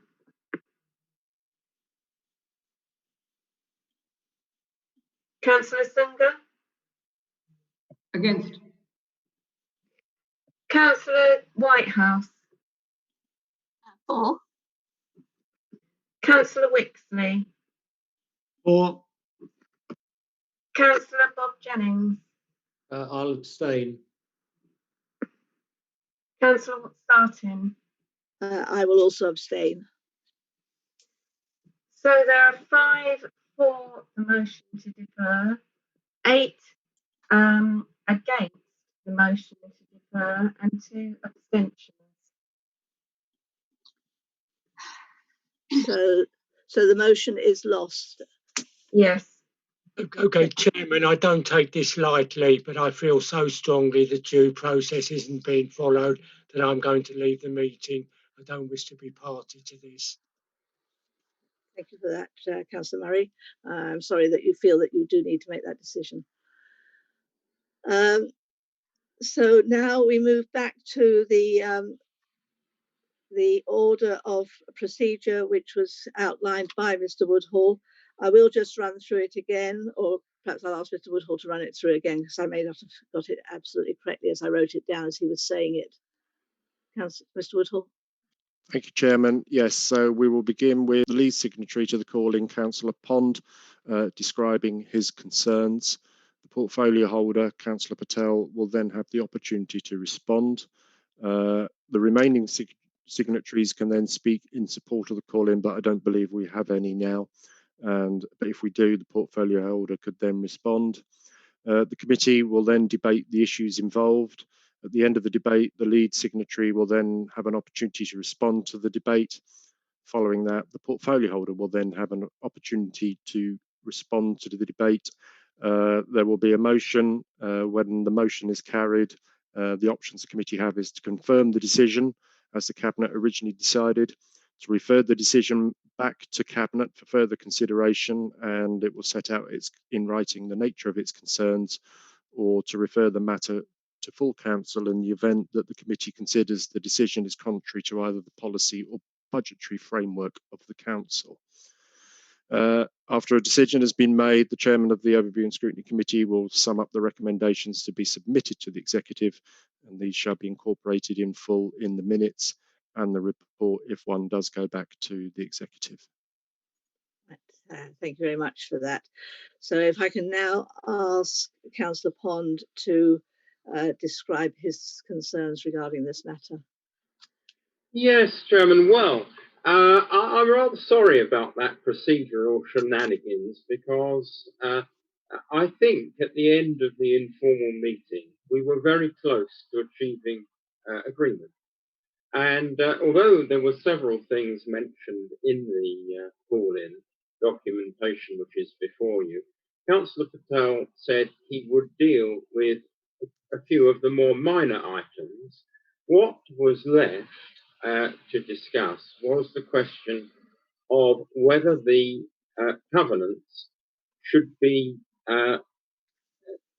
reimposed with a different form in order to safeguard the interests of the community against any possible failure of the wellness centre, against the change of mind in the college, or any other extrinsic factors. And the legal department drafted some suggestions for a replacement covenant, which I added one or two things to when they very kindly showed me a draft. And I thought we were on the way, because what we are asking essentially is to safeguard the wellness centre and its attached land and the future use of it for the community. And if Councillor Wixley happens to catch your eye, Madam Chairman, no doubt he will tell you that this all stems from an undertaking, a legal undertaking given by the college 10 years ago approximately, on the sale of another part of its endowment land for an old people's home. And what he was anxious to do is to safeguard for the community of Loughton the replacement of a sports centre which was paid for in the 1970s by public subscription, and which they considered was taken away from them wrongly by the college for the sake of the college's own bank balance.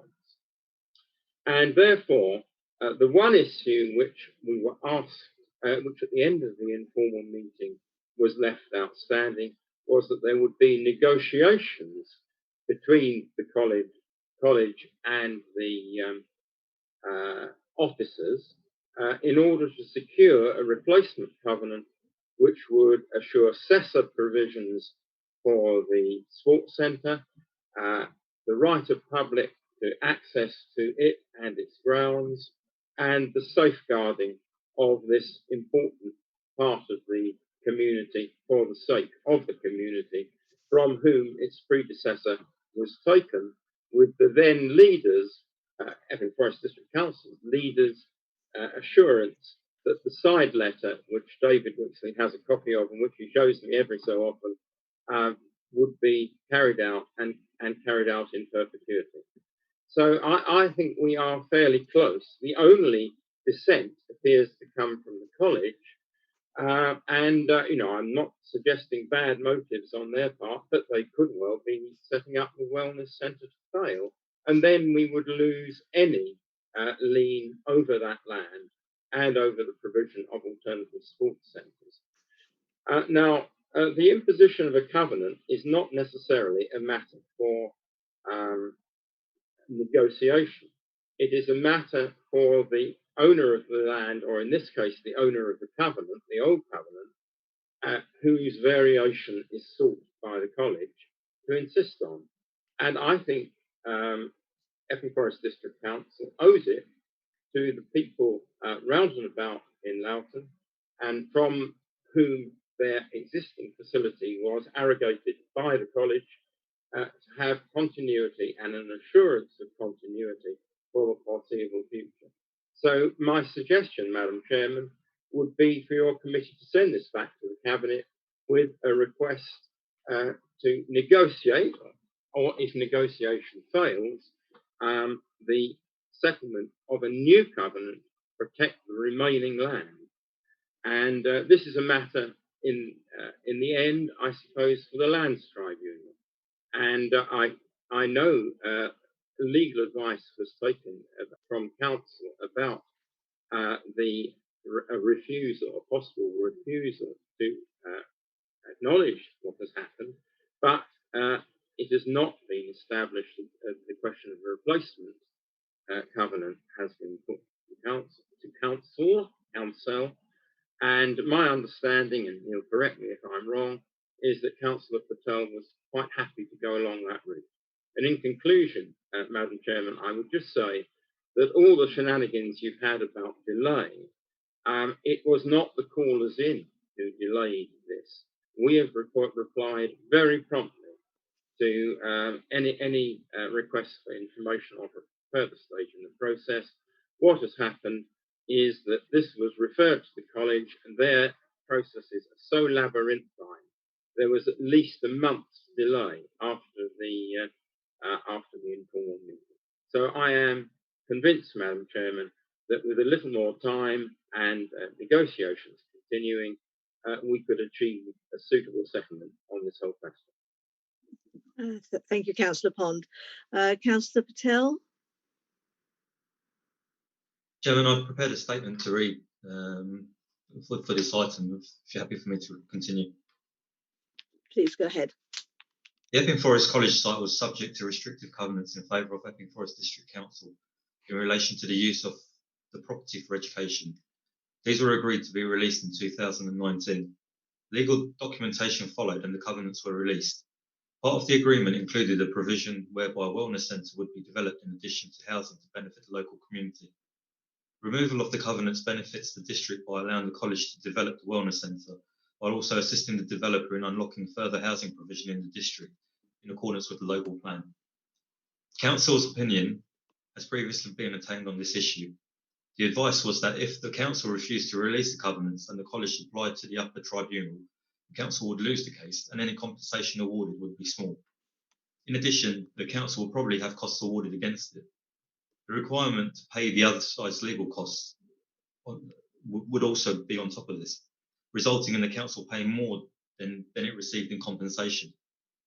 In order to facilitate further college plans, since the release of the covenants, 2 variations to the covenants are required.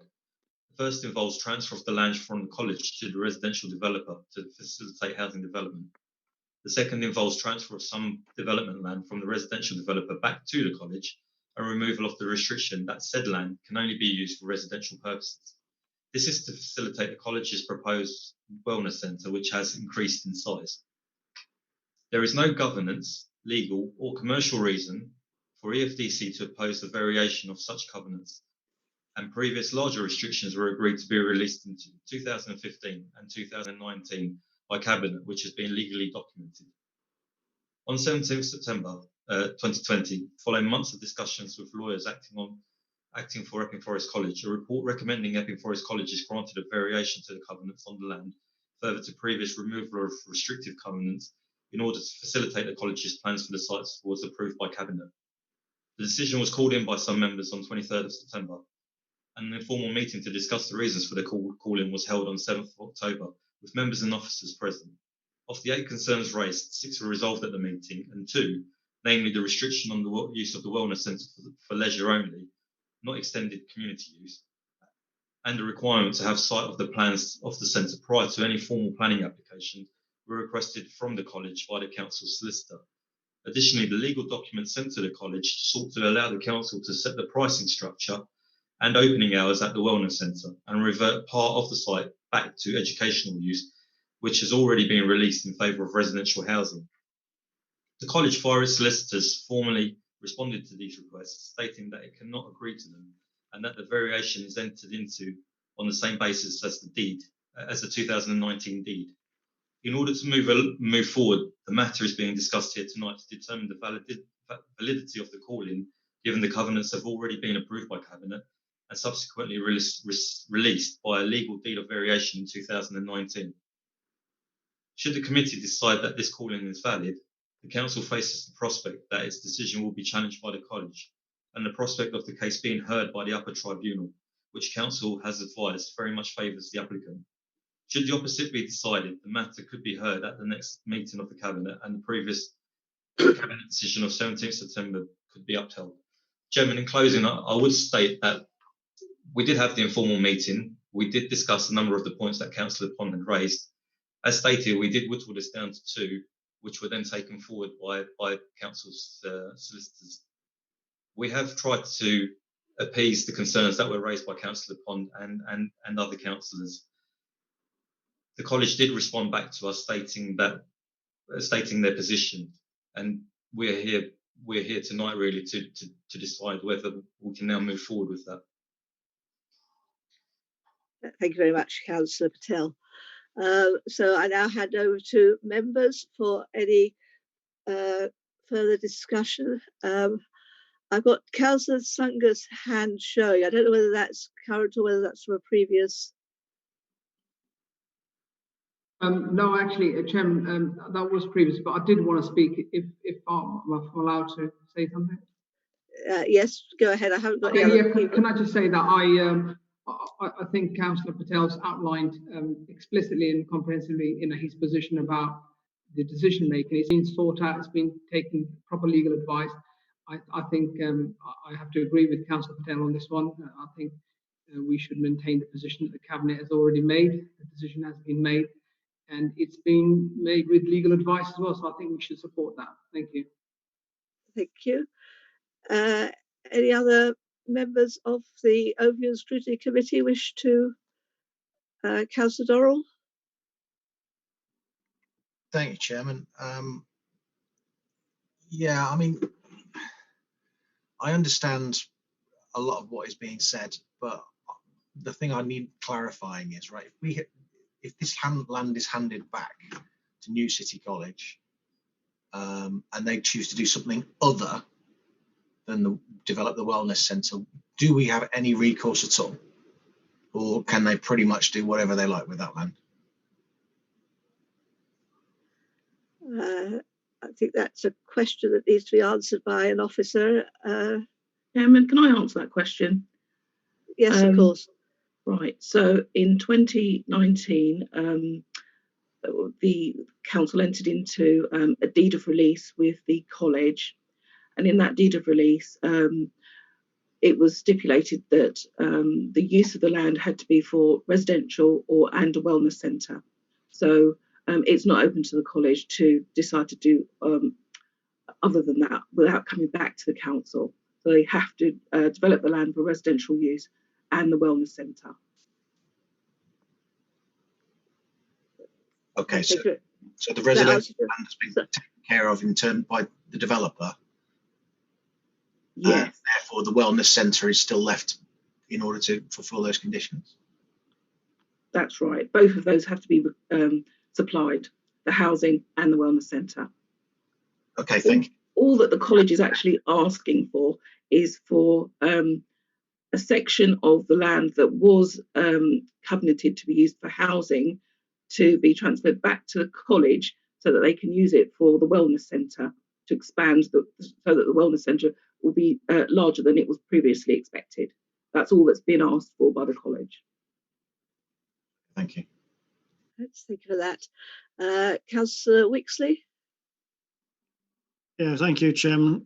Yeah, the history of this goes back a very long time ago, as Councillor Pond mentioned, back to I think about 2009, and that was in relation to removal of another covenant, which resulted in the demolition of the sports hall, which was open to members of the public. As Chris Bond has said, it was funded by public donations. It was part of what was then the Debden Community Association, which was a wonderful organisation, which unfortunately we've lost from Loughton. And the covenant had to be lifted so that sports hall could be demolished and was replaced by a care home. But part of the agreement there was that the college would replace that sports hall as and when its funds permitted, and the issue of their funds being permitted seemed to be in their hands.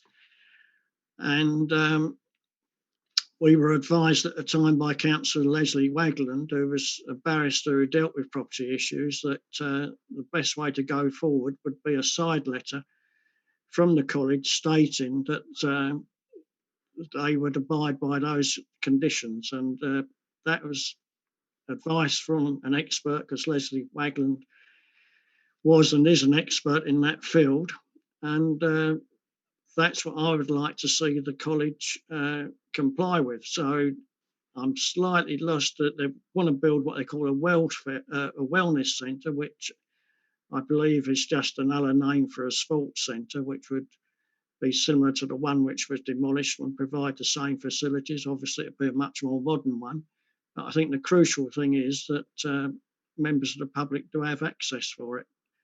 That is, in a nutshell, basically what my concerns have been, which I've raised several times when the opportunity has arisen to make that point, and it's generally been agreed that what I'm saying is correct. And I've got I asked for a copy of the side letter, which I've got, which shows that commitment to replace that sports hall and for public access to so the public could use it as well as the college.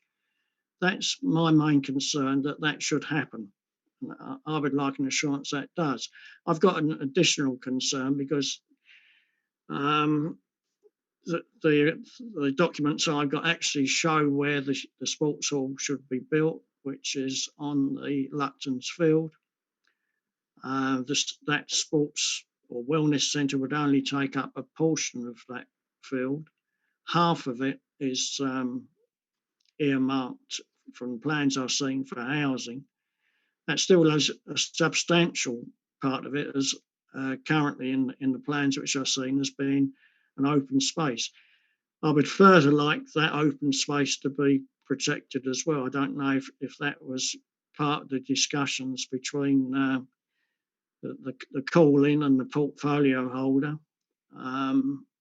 because I think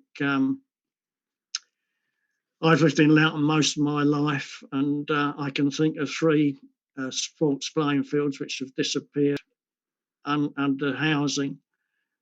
Areas where I've played sport are no longer there. So I think it's very important to preserve that open space as well as getting the sports hall as well. Because I think it's widely acknowledged now that it's good for people to have easy access to open spaces. And I think that would be some way to saving a bit more of yet another open space, which we're about to lose. So they're my concerns, and if they could be addressed and confirmed legally, I'd be very, very pleased about that. Thank you for those comments. Have we got any officer who wishes to come back on those comments? Chairman, I can confirm that within the deed of release, there is a requirement for use of the facilities by the public for general community use. We're not being used by the college. And the definition of the wellness centre includes community group meetings, activities, conferences, skills, training and education classes, social functions, cultural, sports and leisure activities. So there is going to be a sports hall, but it's wider than just a sports facility. It's also that's why it's called the wellness centre. It includes other community uses. Thank you for that. Councillor Wixley, does that put some of your concerns, answer some of your concerns? Well, I would like to be updated on the rest of that area. I mean, currently the Lupton's Field, from the plans which I've seen, about half of that will go to housing. The other half would remain as an open space with the wellness centre within that space. So there would still be open space left. It's the future of that remaining open space, which I think is required for the public. I mean, we talk about the green belt, that's important, but people have to drive to the green belt, and not all of it is open space which they can actually use. So they're my concerns, because, as I say, I've lived in Loughton most of my life, and I've seen sports fields disappear under housing, and I think it's a question of how far do you go by this, because at the end of the day it comes down to quality of life for the people who are living there, and that is a major concern of mine. Thank you for those comments. I suspect some of that is outside of the immediate issues that we're dealing with at this point in time. I've got no more members of the Overview and Scrutiny Committee indicating that they wish to speak. Councillor Phillip. Thank you, Chair. I'm just coming back on something that Councillor Wixie said in the absence of Councillor Bedford as the current planning portfolio holder. Obviously, that is one of the sites that is allocated within the submission version of the local plan. That is very clear about how much of the area can be used and how much has to be left free. Clearly, that lasts until 2033 in terms of the submission version of the plan. Any changes to that thereafter would have to go through a local plan process if parts of it were to be given away. So I think, Councillor Wixie, it's reasonably well protected, at least until 2033, and who knows where we'll all be by then. Thank you for that reassurance. Hopefully that puts some of your mind at rest, Councillor Wixley. I don't see any other. Oh, sorry. Yes, Councillor Phillip, you are not coming back, are you? Your blue hand is still up. That was all. Thank you. If I can now then go back to Councillor Pond to respond to the debate that has just taken place. Thank you. Yes. As I say, there is only one issue which has actually been flagged up quite nicely by Councillor Wixley. Only one unresolved issue. And I sincerely say to the committee, this does need to be addressed. And that is the future of the remaining open space and its protection in perpetuity. Now, Councillor Phillips said the LPSV specifies how much can be used for housing and how much needs to be kept as open space. I don't believe it does. But this was, of course, touched on in the public inquiry, and until as the inspector said, until the local plan is entirely finished, none of it is finished. But as far as the release of the covenants are concerned, as far as I'm concerned, they can be released, but what you need to do is to ensure the continuance of a new covenant which will give the public and the inhabitants generally the assurance which Councillor Wixley has pointed out.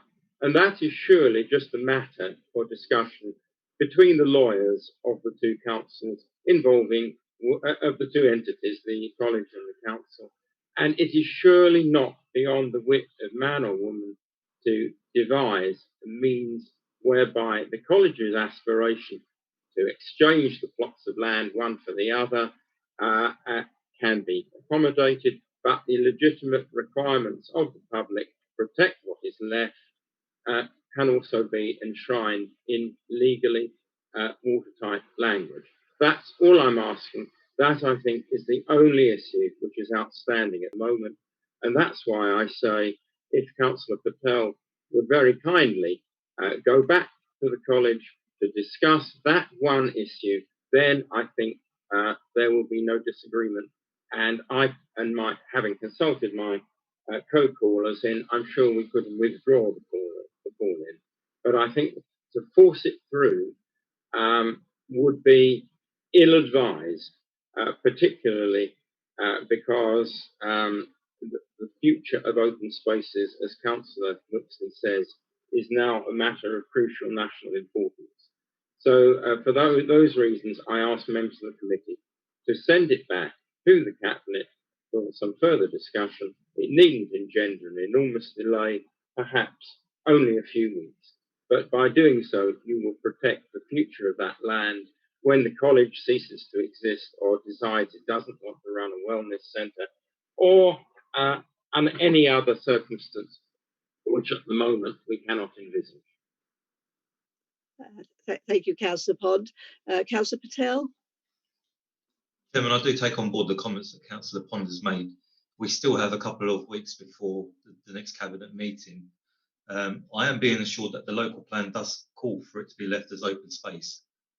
However, between now and the next cabinet, I will ask Ms. Boateng to go back to the college and ask that be stated.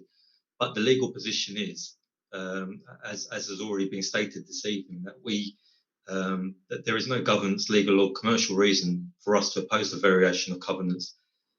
And previous larger restrictions were agreed to be released in 2015 and 2019 by Cabinet, which have been legally documented. Notwithstanding that, I will try once more, but I'm making no promises. Chairman, can I just say thank you to Councillor Patel for that? That's all I'm asking at the moment. Thank you, Councillor Pond. As things stand, we have the two possible options for the committee to agree on, either to confirm the decision or to refer back to the Cabinet.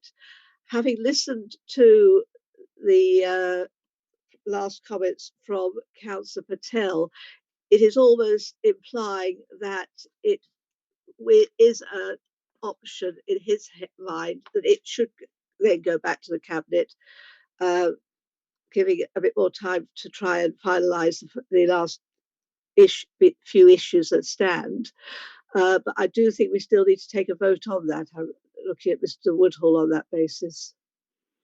Yeah, thank you, Chairman. If you want to propose that, and if you've got a seconder, then yes, we can vote on that option. Right. So from the chair, and based on the last comments that I've heard from Councillor Patel, I will propose that we refer this matter back to Cabinet to be looked at their meeting in December. So if I have a seconder for that. Yes, I'll I'd like second that. Chairman. Thank you very much. So do we need to take a name call vote on this one, or can we see if we get a majority indication? Chairman, I think for the avoidance of doubt, it'd be easier just to take a roll call vote. Thank you very much. So, Vivian, if you can. Chairman, can I ask one item of clarification before your committee moves to the vote? Yes, Councillor Philip. Were you looking for a report back by the portfolio holder at the next cabinet meeting, or were you looking for a formal agenda item at the next cabinet meeting? I think I would think that it would need to be a formal report, but I will look for officer advice on that one as well. Or Councillor Patel, you want to come in on Chairman, that? I'm asking for a formal agenda item at the next, so a decision can be made at the next cabinet meeting. That's what I was indicating to, I think, yes. So on that basis, Vivian, do you want to take it to the vote? Yes, thank you, Chairman. Councillor Baldwin. 4. Councillor Bolton. 4. Councillor Burrows. 4. Councillor Durrell. 4. Councillor Hadley. 4. Councillor Heather. 4. Councillor Lee. Councillor Lee. Did you say Councillor Lee? Yes. Oh, 4. Sorry. Councillor Murray. I think Councillor Murray is abstaining on this item. Okay. Councillor Plummer. 4. Councillor Stalker. 4. Councillor Sunga. 4. Councillor Whitehouse. Abstain. Councillor Wixley. Yes, thank you. Yes, I'm for it. So I will say that it goes back to the Cabinet, but I hope that's sufficient time for Councillor Patel to make the necessary inquiries.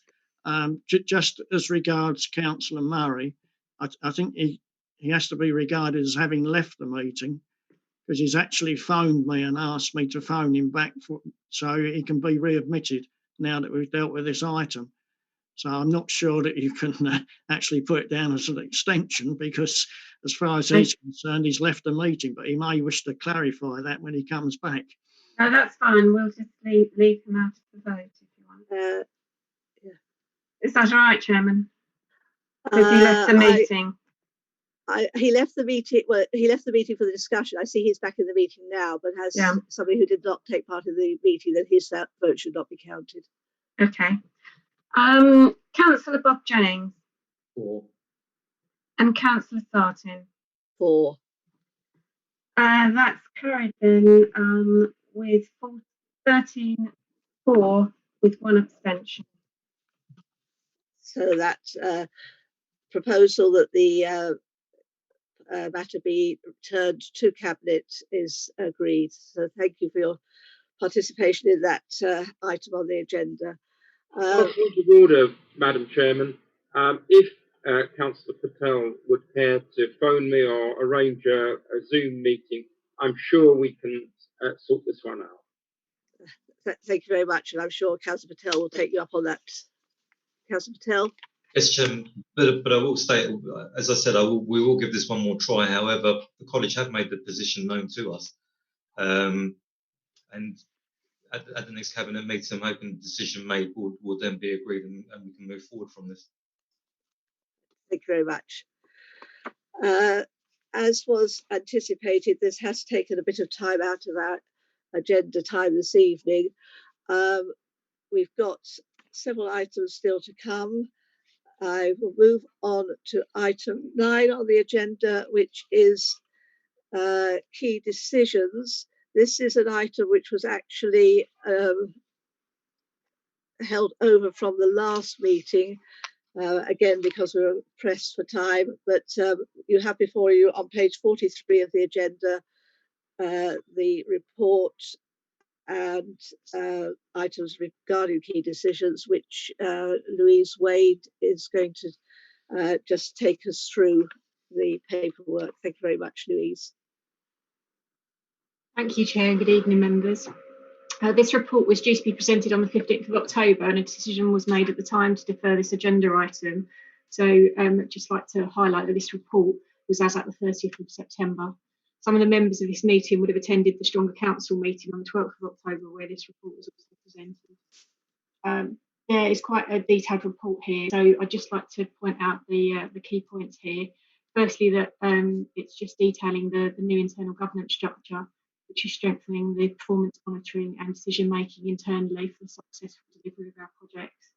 It provides a comprehensive overview of all the programmes of change within the service areas which are being delivered over and above the actual service delivery activities, an overview of the KPIs carried forward for performance review and a set of refreshed KPIs for this year. The key points to note are in reference to the exceptions, specifically relating to the telecare offering project due to a delay in ceasing the service following a withdrawal of an ECC tender.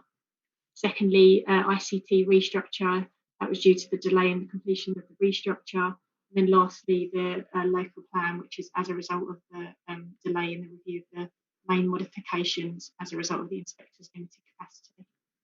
Given the decision that was made at Stronger Council Committee to report and review progress across all programmes and projects, I would be looking for a decision from Overview and Scrutiny to review a decision on the level of reporting at the committee, with a recommendation that it would be at a summary level for the individual select agendas, so an overview of the programmes within them, and then specifically reporting on the exceptions against projects and KPIs.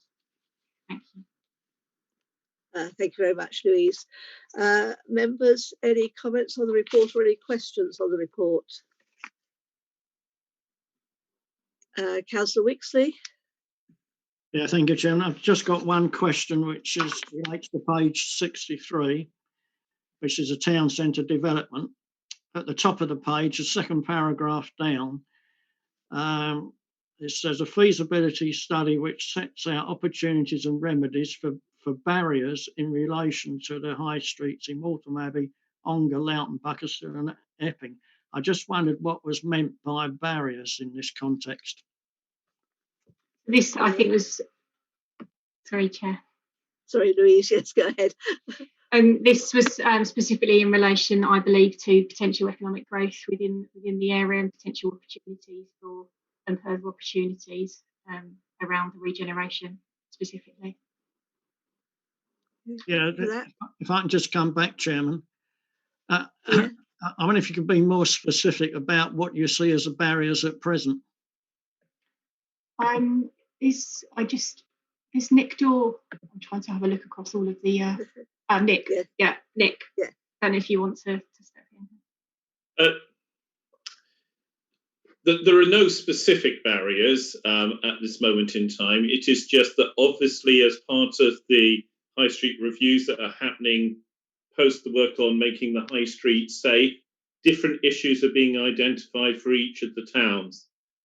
We have a draft paper for Waltham Abbey, which will be coming forward later, not later in this meeting, but later, that identifies, for instance, 28 items that need to be addressed that will potentially help raise the town. So it means barriers in that respect rather than physical barriers for one particular thing. They can range from condition of street furniture, road surfacing, shop front. I mean, it ranges over a series of issues.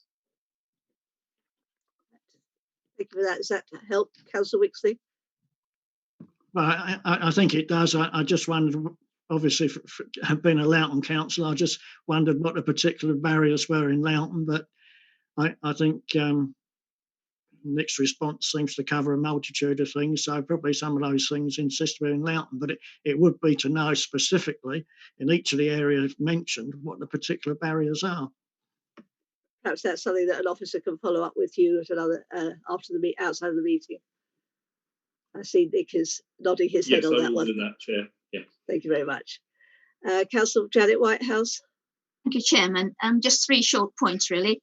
I didn't hear Louise very well at the beginning when she started talking, and I would like a little more description about the options. I'm not quite clear about what we get under option A and option B, so we can make a clear choice on that. With regards to page 44, we've got this chart again of the issues that go to the various select committees. As I said before, it seems very unbalanced in what is going to the committees. I haven't actually heard why it's so unbalanced. I mean, why does place have so many more things? I don't understand where the decisions are coming from that results in this imbalance. And I've not really had although I've raised it before, not really had a reply. And finally, pages 49 to 63, I found very interesting, very informative, and I do hope that we're going to get similar pages in the future as to what the programmes are progressing. And just to remind, I think more of them actually could come to Scrutiny Committee. I'm not picking ones out individually, but it is a way that members get involved at an early stage rather than having to call things in later on. And just remind the Cabinet, it was agreed that housing policies would come to scrutiny before they go to Cabinet. Thank you, Chairman. Right, thank you. Louise, you want to come back on any of that? Okay, thank you, Councillor Whitehouse, for the questions. Firstly, in terms of, sorry, I'm just checking that you can hear me okay. Can now. Okay. In terms of the options, it's really the level of detail that's provided. So you will see that I provide a level of detail of progress against every single programme and project, and that is what will also be going to Stronger Council. But the other option is for me to provide a summary of the progress of the programmes within each select area, and then specifically highlighting those that have exceptions, so those that are actually flagged as red, and calling those out specifically, noting that a detailed review of all of the projects that are reflected as green, on track and on progress will already have had that additional detailed scrutiny at a project level within the Stronger Council Committee. Councillor Whitehouse, do you want to come back on that? No, because I didn't hear the beginning very well. Can I just have an answer to why the items going to select committees are so imbalanced? Where is the original sort of definition coming from the results in communities getting 2 items and place getting so many more. Absolutely. So this is based to that. Is that possible? If I can come in on that one, Chair? Yes, of course. So I think a great question, Councillor Whitehouse, and from my perspective, the select committee agenda is actually driven from scrutiny and should be driven from the select committees. So the select committee work programmes on each ONS, and if the it's not an officer-driven agenda, is what I'm trying to be explicit. So if members are minded, then the select committee agenda should be driven through the ONS item that is to follow. Thank you, that's very helpful. I agree. So something to have a closer look at within the select committees going forward as well. It's perhaps an item for the next meeting that we have of the chairs and vice chairman of the Overview and Scrutiny Committee and the select committees, and perhaps try and pull this out a bit further from that.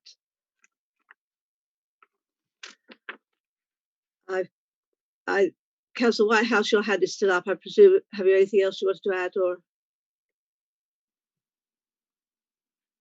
No, it's gone now. Any other member wishing to make any other comments? In that case, if we go back to page 43, first of all, looking at the recommendations and the various decisions to be taken, items 1, 2 and 3 are really just for noting, as I understand it. So members happy to note those? Agreed. Great, thank you. Agreed. Item 4, the committee decide on the scope of reporting required for overview and scrutiny, specifically deciding on whether all programmes and projects contained within this document should be presented to, now I was a bit unclear here, to stronger council. What's actually meant by that? To stronger council select committee? Yes, Chair. So sorry, there's probably the wording's not as clear as it needs to be here. So the detail is already provided to stronger council. I think it was the ordering of this report, but the decision was made that detail would be presented to stronger council. So it's a question on overview and scrutiny in terms of what level of detail you would require to see here, either a summary view or a detailed view in the same way that stronger council already receives it. In my mind, we shouldn't be duplicating work, and if members are minded to agree with me, I would be suggesting that we be looking for it to be looked at in detail by a stronger council select committee, but that it comes with a summary with the exceptions to ONS. Members happy with that? Councillor Murray, you wanted to make a comment, or were you just indicating? No, I'm saying, Chairman, that I strongly share that view, because even if someone isn't a member of stronger council, they can always look at the agenda and so on. So I strongly support your view. Thank you for that, Councillor Murray. Are members generally happy with that? Agreed. Yes, agreed. Thank you very much. And then 5, we've already talked about the exceptions that have been flagged up here. They're ones that we are aware of, and we've obviously know where the issues lie. It's whether corporate plan, program scope and performance measurement review just shows that. And then 6 is that the committee reviews the quarter 1 and quarter 2 performance of KPIs that were previously used in 1920, and note that those KPIs have not been reported, and those are on page 65. I don't know whether any members have any comments they want to make on that, but on page 65 you've got a couple of items under stronger council and a couple under stronger communities that have not been reported in this last in quarter 1 and quarter 2. So I think that's really just for noting, unless anybody's got any comments to make on that. I can't see anybody indicating. And then on page 44, number 7, that the committee, sorry, I might just have jumped from the wrong one there. Yeah, I think we've just looked at number 7, and number 6 was to just note the, on page 66 again, you've got reported, sorry, I am on the right one. Number 7, it's looking at page 66, and it's a reported KPIs for 2021 recommended KPIs for 2021 performance. Are members happy with those 16 KPIs that are listed on that page? Any comments on that? No, so happy that those should go forward for the next reporting. I notice one's still to be confirmed, but presumably that will be filled in before it gets to the next stage. Okay, right, thank you very much for that. I think that concludes that item. We move on to agenda item 10 on page 67. This is a very short report. It's just updating on the accommodation programme. I'm sure members will have read what is here. Louise, just ask, is there anything you wish to add at this stage to that report? No, only to say that obviously since writing this report, we were happy to host a members briefing session this week where we were able to showcase our plans and spaces, which hopefully provided a bit more detail and information to the members around our plans and delivery around this programme. Thank you very much. And yes, as somebody who attended that, I found it very useful, as it did give a lot more feel for what was going on. Councillor Murray? Yes, thank you, Chairman. I wanted to mention Monday's briefing. Thank the officers for that. Like everyone, I found it very useful. I did just want to give a wider airing to the issue that I raised at that briefing. I wouldn't have expected a reply back from officers yet, only on Thursday. But the loop system didn't seem very extensive to me. It seemed to be restricted to just part of the building. And I made the point that in this day and age, if we were modernising a whole office and a whole work area, it didn't seem unreasonable for the loop system to be as extensive as possible. And the officers said that they were going to go away and look into that issue. As I say, I wasn't expecting a reply by now, but I thought that was an important enough issue to bring to the attention of ONS under this item. Thank you, Chairman. Thank you for that. Obviously, Louise, you're aware of that comment. Yes, absolutely. Yeah, thank you. So, as I say, that report was just for noting. Oh, sorry, Councillor Whitehouse. Thank you, Chairman. Yes, I found the presentation very helpful. One thing that we didn't discuss there, though, is the civic arrangements for the chairman. Used to use the members' room for things like receptions and presentations and all that sort of thing. And I know we brought that up, Councillor Sarton and I think, when we had the original presentation on the accommodation. I can't remember anything being said about where those functions are going to take place. And was I right in hearing that the chairman and the leader are going to share a room? Yes, so in answer to your first question, Councillor Whitehouse, the opportunity to hold events, I believe, will be in not just the space that you would have seen that was previously the members' room, but also we have quite an extensive space on the ground floor that opens up to allow the opportunity for larger events to be held there, and also to be able to be split into smaller rooms or smaller spaces. So there's quite a lot of space there to accommodate those functions. And then secondly, yes, the decision was made for the sharing of that room. Just wonder how it's going to work. I've never been unlikely to be either a leader or a chairman, but I just would be very interested to hear from former chairman how they think it's going to work. I think the reality is that when there were two separate rooms, that one or other of them was not being used at any one time, so there was always accommodation available. And I think that's the reality of the situation. I think other chairmen and probably the leader would agree with me on that, other past chairman. So I haven't got any other comments from that. So if we then move on to the people strategy, again, a brief written report, and I'm sure members will have read this through. Paul Guinness, have you got anything that you wish to add to the report that isn't already in it? Only just to briefly mention that where we mention our employee assisted program package perk box, we have launched our first employee survey using the mechanism in that system, and the results are not yet published or reported on yet, but just to let you know that we have used that functionality already. Thank you for that. Councillor Whitehouse, is your hand still up, or were you looking to come back? Thank you. Councillor Murray.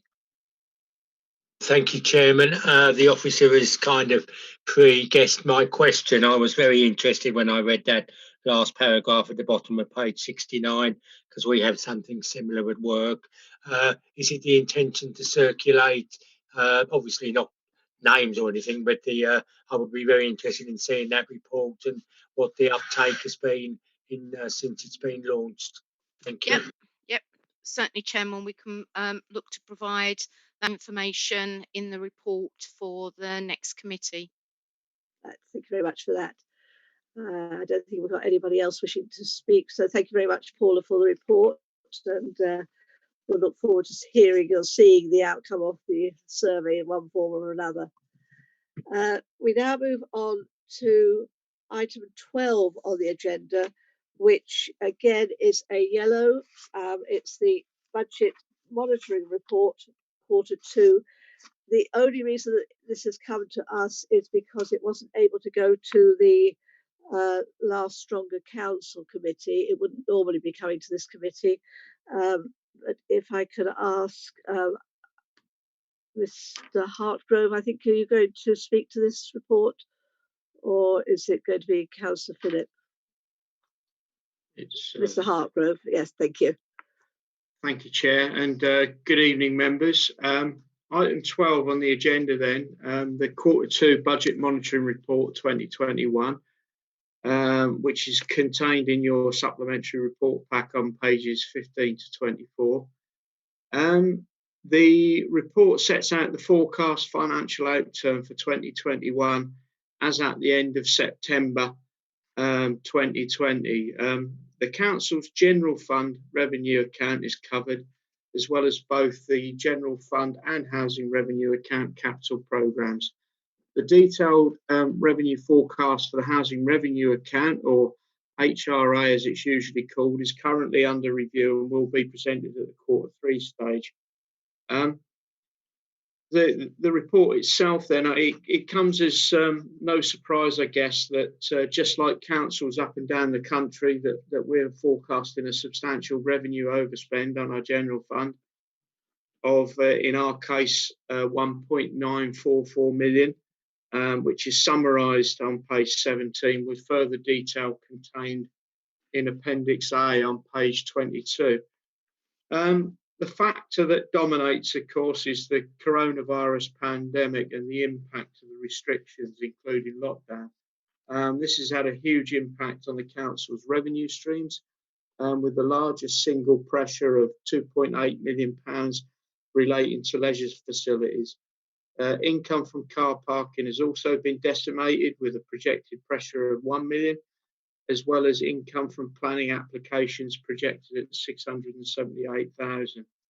In addition, the economic assumptions such as interest rates and property values that underpin the budgeted income streams from Qualis have also been affected by the pandemic, with a shortfall of 2.1 million forecast for the year end, although we have, of course, made some compensating savings on interest costs. On a further positive note, the financial pressures faced by local government have not gone unnoticed by central government, with 1.947 million already received by the council in unring-fenced funding, and just this morning, in fact, we've received confirmation of the first instalment on the statutory fees and charges compensation scheme, The first instalment was 725,000, and we're expecting, tentatively forecasting, should I say, 1.875 million at this stage from that source. And if that comes to pass, then we're looking at overall funding approaching 4 million at the moment. Of course, there might be more. Turning to capital then, very briefly. The General Fund Capital Programme, that's summarised on Appendix B, page 23. Spending has been subdued in the first half of the year against a total programme value of 17.43 million. However, expenditure is expected to increase significantly in the second half of the year. There's major schemes such as the Civic Offices project, which we've just been talking about, move to completion, and the forecast outturn is 17.337 million. And if that happened, that would result in a slippage of just 94,000. And finally, the HRA capital programme, that's summarised in Appendix C, page 24. The total programme of 25.31 million has a projected outturn of 18.43 million. And this would result in slippage of 6.89 million. The dominant factor is an anticipated underspend of 9.77 million on the house building programme, although that has been partially offset by the council further increasing its housing stock through the purchase of existing properties on the open market. That concludes the presentation on the Q2 budget monitoring report. I'm happy to take any questions. Thank you very much for that. Councillor Murray? Thank you, Chairman. This type of report isn't my forte, but I have to say that the way it was set out, I did think I kind of understood it more than I normally did. So thank you for that. Again, my main question has been anticipated about future, not compensation, but, money from the government to deal with the situation that local authorities are facing. My other comment, I think, is probably for the portfolio holder. And though I realise that this is because it's a more political question, though I realise that this is the monitoring report for this financial year, obviously what happens this financial year has an impact on next year. And I wondered whether I could tempt the portfolio holder, and I do obviously understand why he probably doesn't want to, but I like to put temptation in his way. Would he like to tempt any comment about the impact of this year on a possible council tax increase for next year, and whether he feels core services can be protected, and are any non-core services under threat of any cuts? Would he like to comment tonight? As I say, I understand if he doesn't. Thank you. Councillor Phillip? As Councillor Murray knows, I can resist everything except for temptation. Thank you for that question, Councillor Murray. And I think I can use one of your lines when you say that that question was anticipated and was answered relatively fully at Cabinet on Monday when I presented first major document in next year's budget, the medium-term financial strategy, which highlighted that we believe that we have a hole initially of around about 4 million in next year's budget. There are various routes we're exploring to see what we can do to minimise that. It is based on a number of assumptions, including, Councillor Murray, at this stage, as we have in previous medium-term financial strategies, an increase in council tax, this time looking at £5 per band D for a year. Clearly, our aim overall will be to keep the council tax increase as low as possible to benefit our residents. But obviously, we're going to look to protect our services and deliver as good an offering to our residents as we possibly can. Thank you, Chairman. I just thought ONS, it was worth ONS hearing that. I obviously was aware of the Cabinet meeting because I attended it, but I thought it was worth ONS hearing that. Thank you. Thank you very much. I don't see anybody else indicating to speak. The three recommendations are just for noting, and obviously we've had a fairly good overview given to us by Mr. Hartgrove. So thank you very much for that. And we move on now to item 13 on the agenda, which becomes even more complicated in terms of yellows, in as much as a yellow was issued for this, but then subsequently another updated version was produced. Hopefully members have all got access to the updated version. It is the work programme for the portfolios with the various key decisions involved in that. As is usual, I will just take this through portfolio by portfolio. Anybody wishes to ask any questions or make any comments on any items within each portfolio, then please indicate. So we're starting on what on my document is page 9, the leaders portfolio. Anybody got anything they wish to question or comment on that? And then page 10, I understand that Councillor Bedford wasn't present this evening, but obviously this is the planning and sustainability portfolio. I'm sure if anybody does have any comments or questions, they can either be answered or passed on to him. Again, I'm not seeing anything. Page 11, the finance and economic development portfolio. There's only one item on that, and obviously that's planning ahead, and obviously something that's going to come to the December cabinet meeting by the looks of it. No. And then environment and technical services, Councillor Avy's portfolio, Councillor Murray indicating, and Councillor Whitehouse I've got as well. Thank you, Chairman. A couple of important points, and Councillor Avey will be pleased that members of ONS will be looking at this really carefully. Obviously, the first item, the review of waste and recycling, I think we would all agree that this is the most essential service because it's delivered to every household, and we've got the review of that service. The point I want to make tonight is that should involve the fullest of public consultations. That's not a review and decision-making process that should take place without consulting with local residents, because it's the service that affects most people.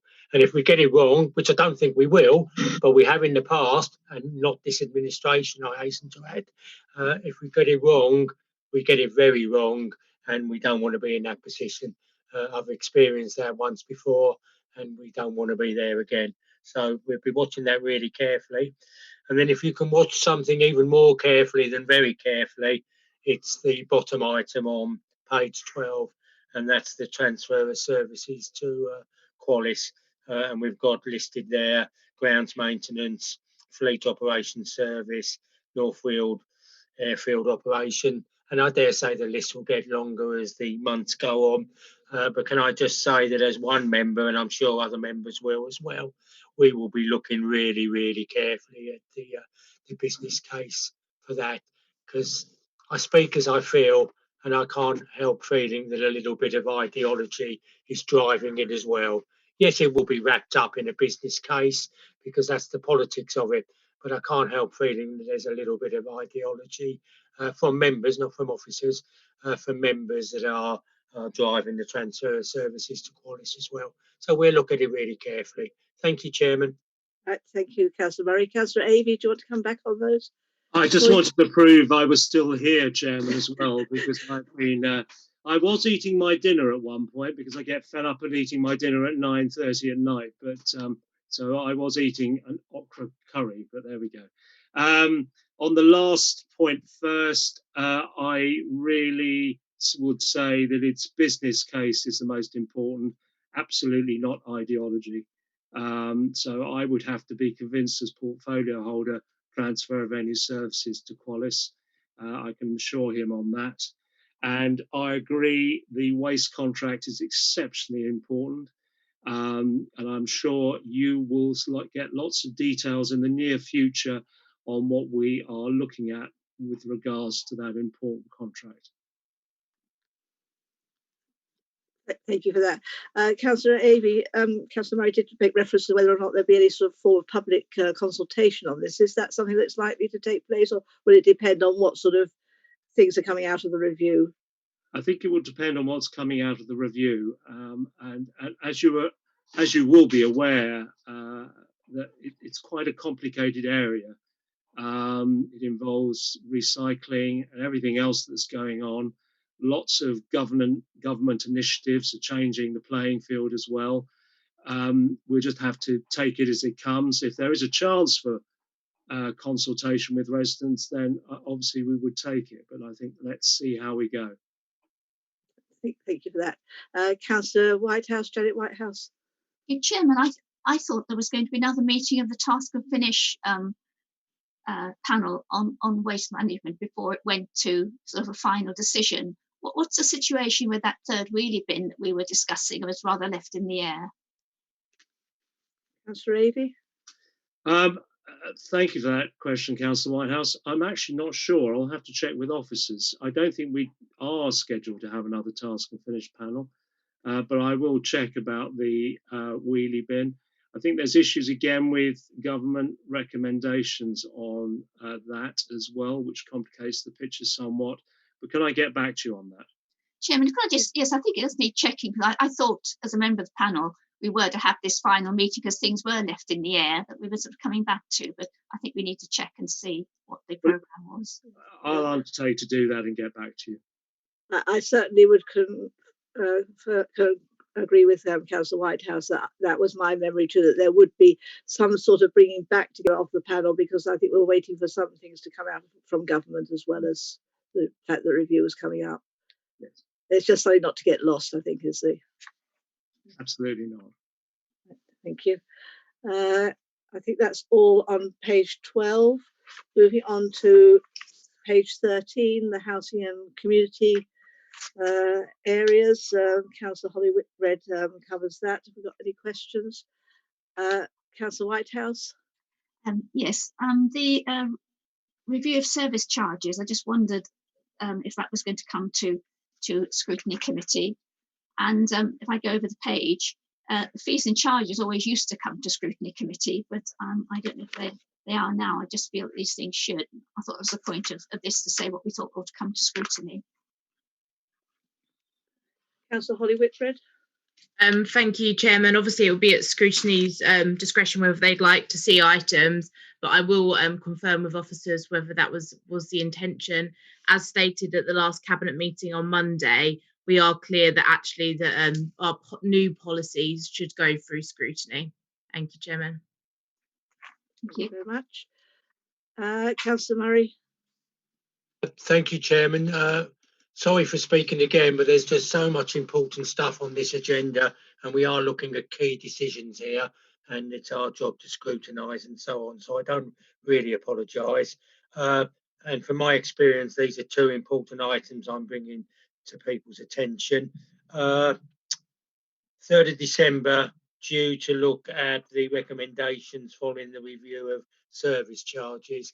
Can I just make the point, particularly in the current climate, but I would make the point, regardless of the current climate, that if there are any significant changes in service charges for any group of tenants, that those should be phased.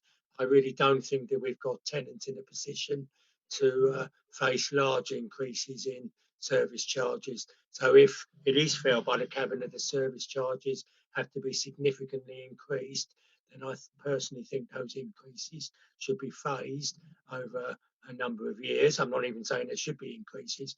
I look forward to reading the report carefully. And then finally, on the other bottom of the other page, which is the same portfolio holder, I'm just assuming that should read policy outlining how we allocate the right to buy receipts. We don't seem to have a date when that's going to Cabinet, because again, that's really significant. I'm not aware of the level of flexibility in allocating right to buy receipts, and I don't particularly need that answer tonight, but I think it's something we need to look at carefully. And I would just like to pencil in the date that that's likely to be going to Cabinet if that's known, please. Thank you. Councillor Britt. Thank you, Councillor Murray. In relation to service charges, we will ensure that we take the fairest possible approach, and a full report will be coming to Cabinet on that issue, and there'll be a debate around that. In relation to the allocation of right to buy receipts, I will have to seek clarification as to when that is coming to Cabinet. To my knowledge, it's not on the 3rd of December. It will be a future meeting in the new year. Okay.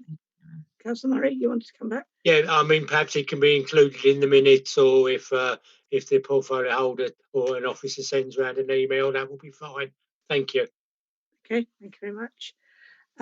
We don't have anything on page 15. Page 16, commercial and regulatory services. We've got one item, which is the North Weald Airfield Master Plan. Councillor Murray, is your hand up to speak to this, or was it left from previous? Left from previous. Right, thank you. Anybody else got anything to ask around that one? No. In that case, thank you very much. Thank you to the portfolio holders for responding to those areas. We now move on to item 14, which is the work programmes. Work programme for the Overview and Scrutiny Main Committee itself. Councillor, Mr. Woodhall, do you want to make any comments or just make any questions on this? No comments, Chairman. Due to the lateness of the hour, it's there for members to either add, delete or revise items as they see fit. Thank you very much.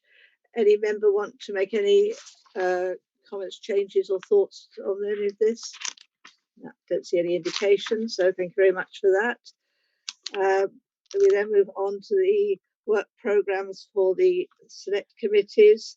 I will just quickly go to each of the chairmen to ask if they've got anything they wish to bring to the committee this evening. Councillor Sunga. Thank you, Chairman. Not really, nothing. I mean, we look forward to our police, the district commander, coming to our meeting in January to give us an update on the district's performance in relation to crime figures, etc. It's also pleasing to see that the committee noted that universal credits at the last meeting, the officers have been working around the clock to make sure those that need it have been distributed. And I'll note that on the rough sleepers, the issue we had, Councillor Holly Whitbread's online. I'm sure she'll be delighted, or she shared that we've been dealing and tackling with those successfully.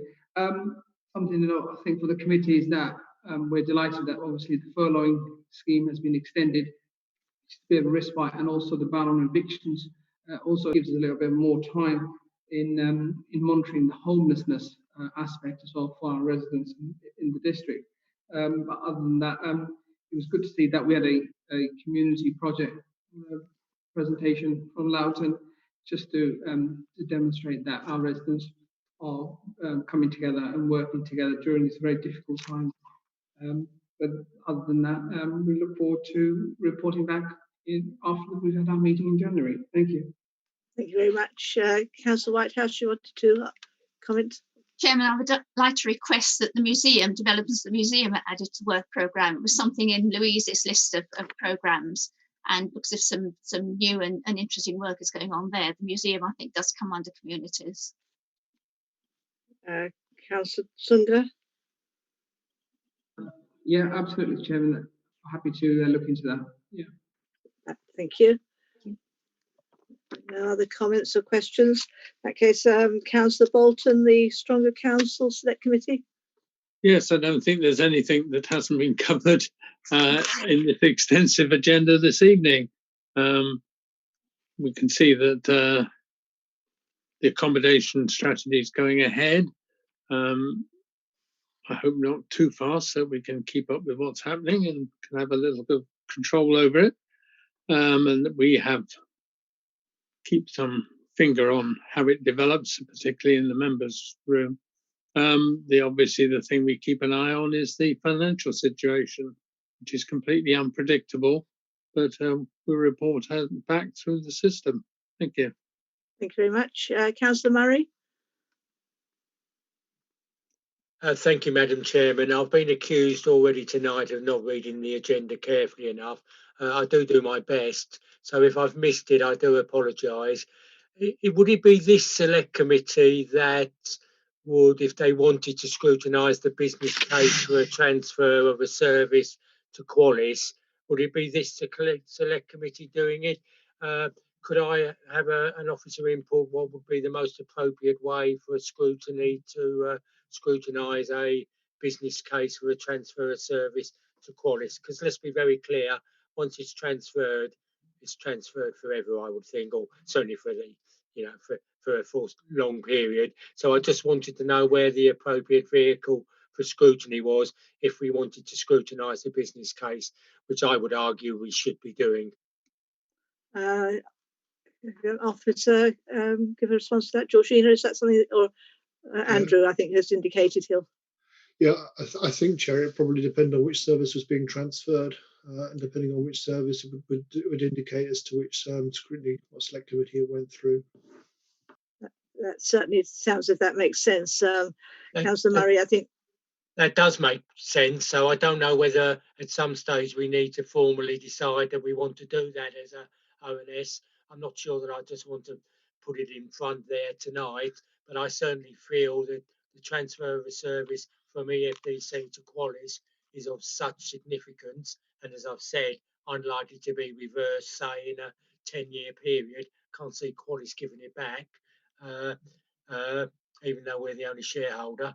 I would like a discussion at some appropriate time about how scrutiny will scrutinise the business case. Thank you.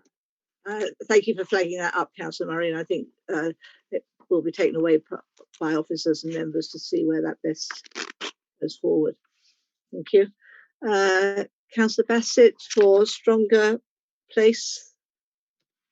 Chairman, Councillor Bassett had to leave the meeting and he did send me an email and he said, with respect to this item, we have not had a meeting since the last overview and scrutiny, so the work programme is as published.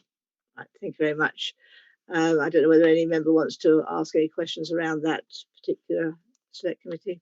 I don't want to ask a question, Chairman, but bearing in mind the later item, I want to say what a wonderful job Councillor Richard Bassett has done in the chair of that select committee.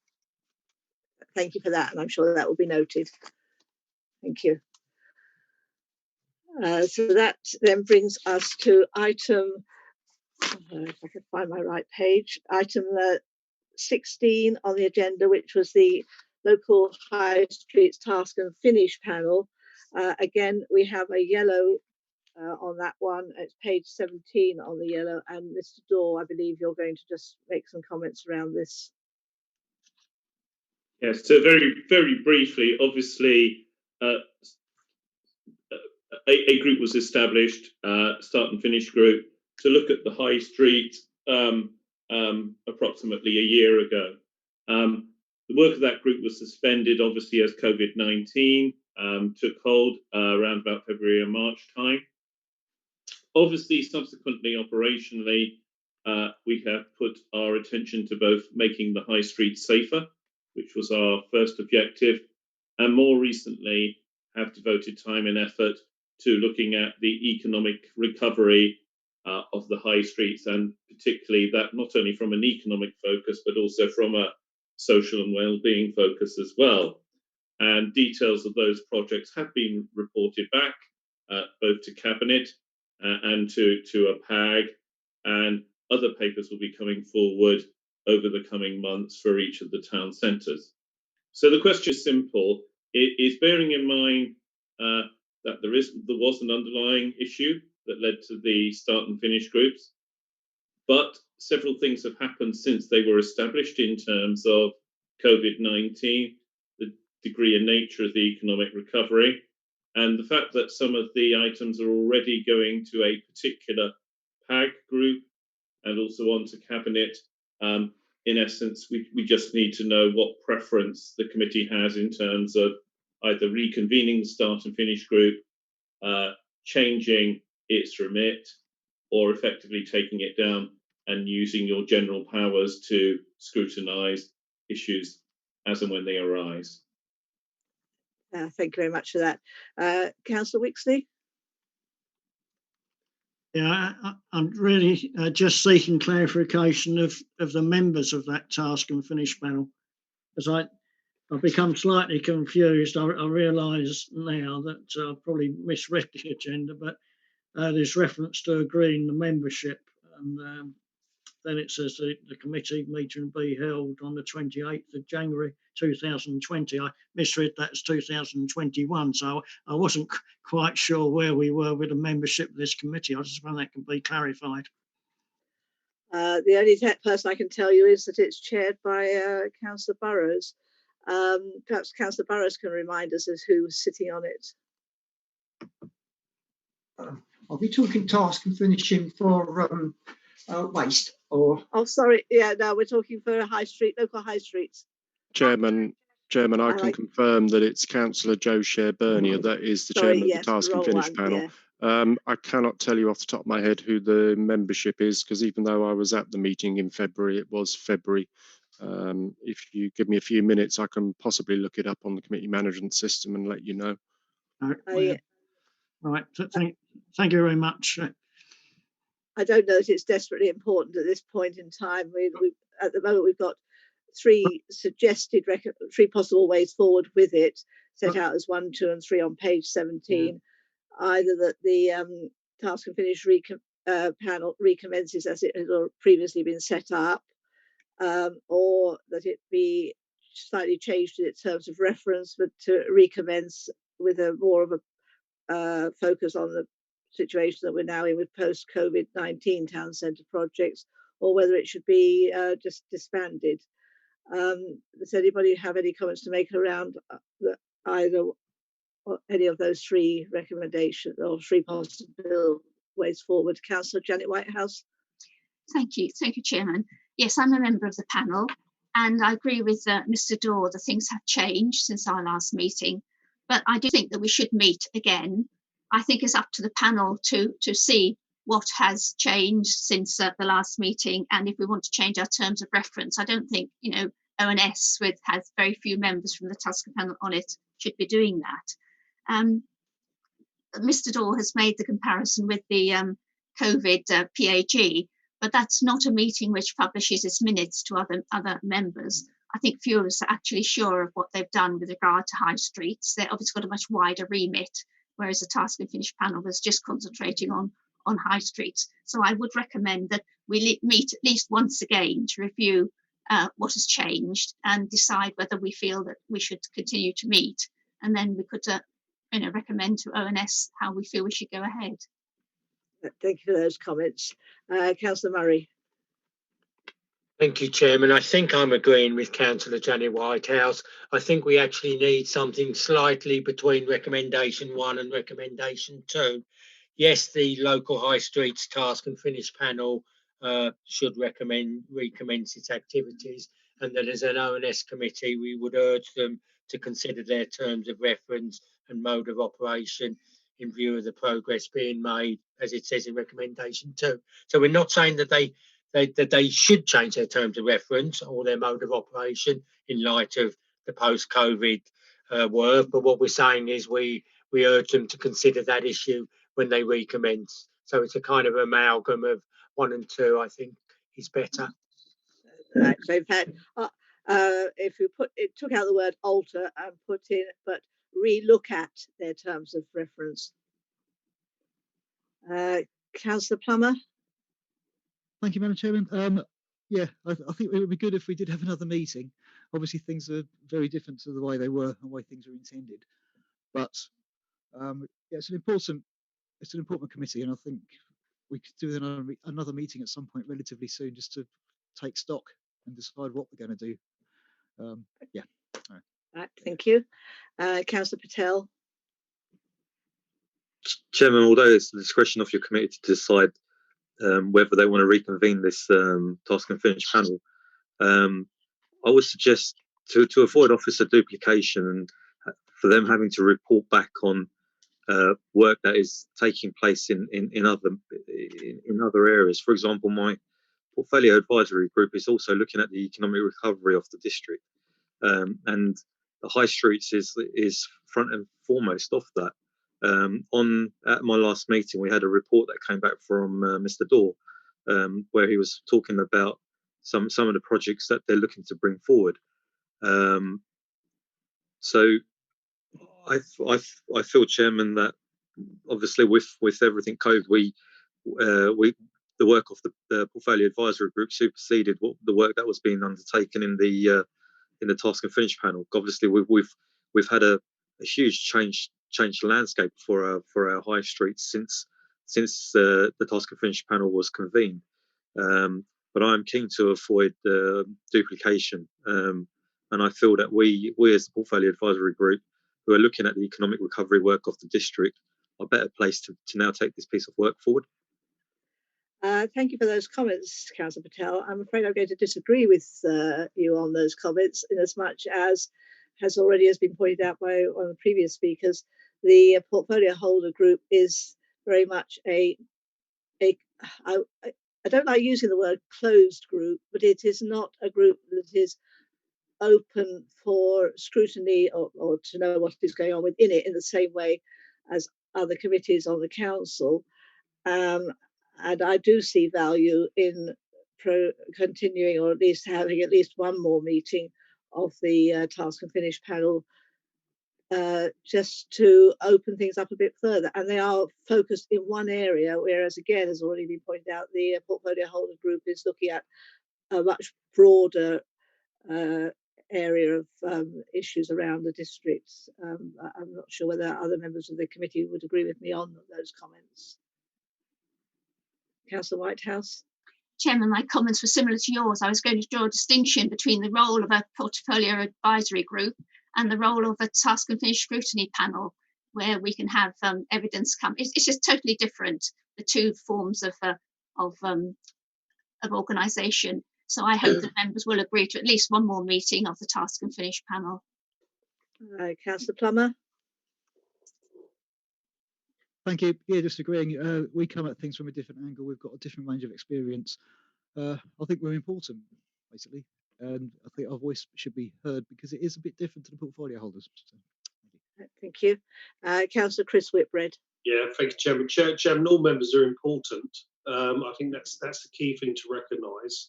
I do think it's important, especially at this time when officers are under an awful lot of pressure to get out the grants, do the things we need them to do, that we don't have too much duplication.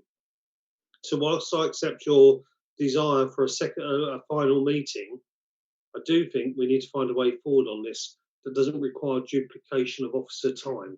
At the end of the day, I want officers doing the things that matter to local people, and that's getting the grants out there for businesses, delivering on the services that we require.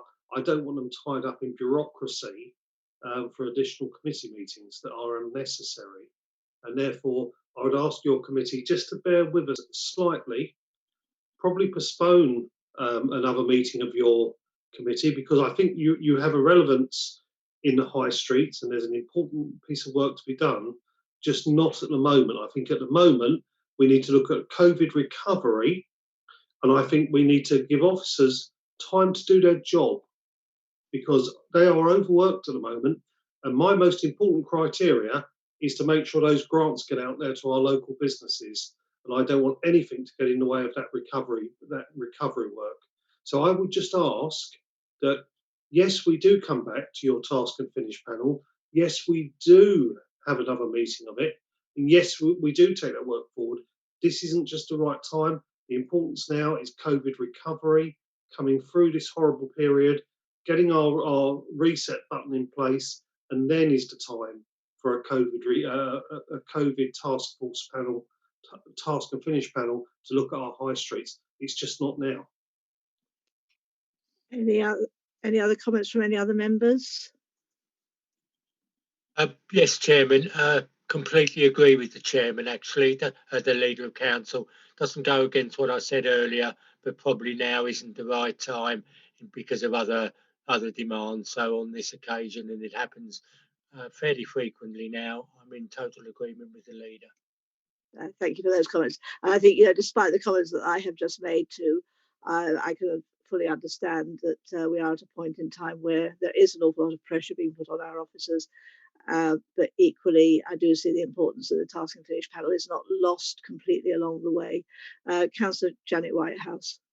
Just wanted to ask, Chairman, when we are going to make the decision on when this meeting will take place. I can understand not wanting to have it just now, but I think, we've decided, or I hope we're going to decide we're going to have another meeting. So how is that going to be made, that decision of when? I think perhaps, this is a situation that we're in where none of us have any idea of how long COVID restrictions are going to last and how long we're going to be under the sort of pressures that we are at the moment. I think perhaps this is one where we need to find the way as it goes forward and make a decision then. I don't know whether any officer wishes to make a comment on this one. Perhaps, Chairman, we'll bring it back next overview and scrutiny and fix a date then, perhaps. That was the thought in my mind. It was just on the wording the way in which you were wording it. I'm conscious that the next overview and scrutiny committee is not until February. But having said that, that might well be the sort of time which we should be beginning to be looking ahead a bit more anyway. So if members are happy that we leave it till then and bring it back to the February meeting. Agreed. Agreed. Thank you very much. Thank you. Councillor Plummer, do you want to add anything, or do you feel we've now covered everything that has to be said on this at this point in time? No, postpone it, but as long as we do have a meeting at some point. Right, thank you very much. We've got an item 16A, which is on the same yellow, page 19, which has come about due to the resignation of Councillor Bassett as chairman of the Stronger Place Committee. Mr. Woodhall, would you like just to run through this one quickly? Yes, thank you, Chairman. Councillor Bassett has asked to resign from his position as chairman of the Stronger Place Select Committee, but he is not resigning his place. So the committee will still have 11 members. It is just a case of electing a new chairman. And I think, as the report outlines, that if the committee chooses the current vice chairman to appoint as chairman for the rest of the municipal year, then the committee will then have to select a new vice chairman for the rest of the municipal year.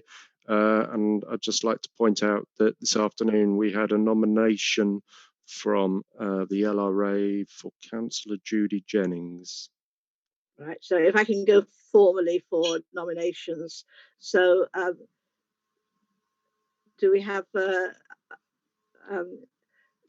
Councillor Hadley first? Yes, thank you. I'd like to propose Councillor Stephen Heather as the current vice chairman to the chairman of the Stronger Place Select Committee. Thank you. And do we have a second of? I can second that. All right. I'm sure Vivian has got seconded from that one. And we have a nomination for Councillor Judy Jennings. Do I have somebody proposing Councillor Jennings? Councillor Murray, are you? I would, Chairman, and I do intend to speak, please. Briefly,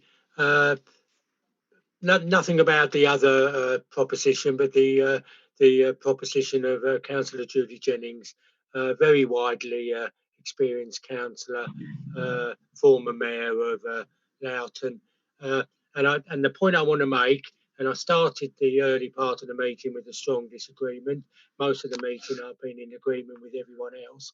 I see this as a unique opportunity for the majority group to rectify the mistake that they made at the civic year where we last appointed this.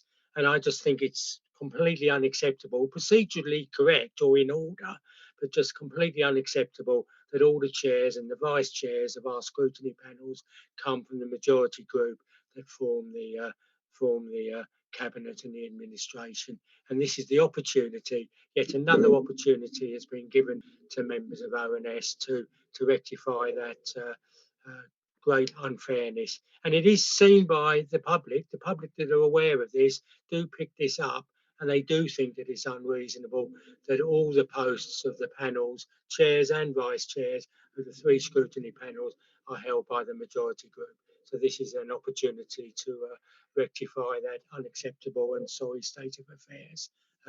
Chairman. Thank you. Thank you for your comments, Councillor Murray. So do I take it that you are formally proposing, Councillor Jennings? The greatest of pleasure. And do I have a seconder for that? Chairman, can I just point out that as Group Leader, Councillor Pond can nominate Councillor Jennings for Chairman of this Select Committee, so Councillor Murray is seconding the nomination. I am happy to, more than happy to second.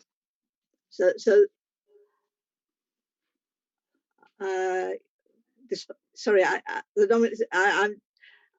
wasn't aware of that situation. I thought that the proposal and nominations had to come from members of the committee. If there are any further nominations, Chairman, but in the normal course of events, the nominations would normally come from the group leaders at our first meeting in June.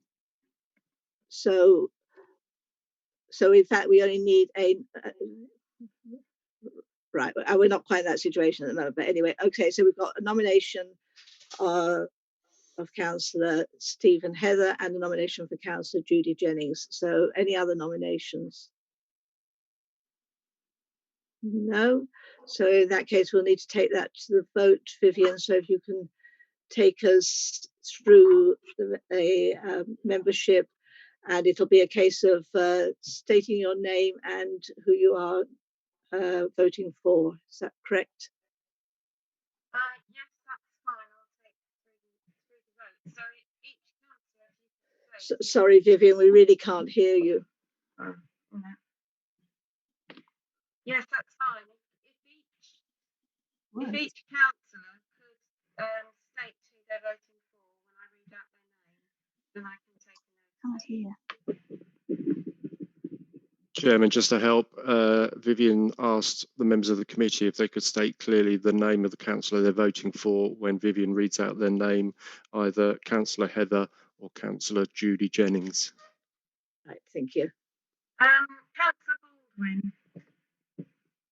Councillor Judy Jennings.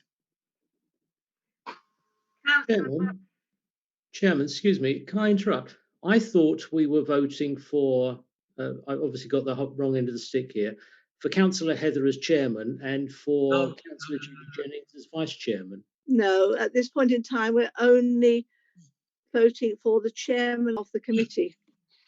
Right, okay, thank you for that. Councillor Bolton.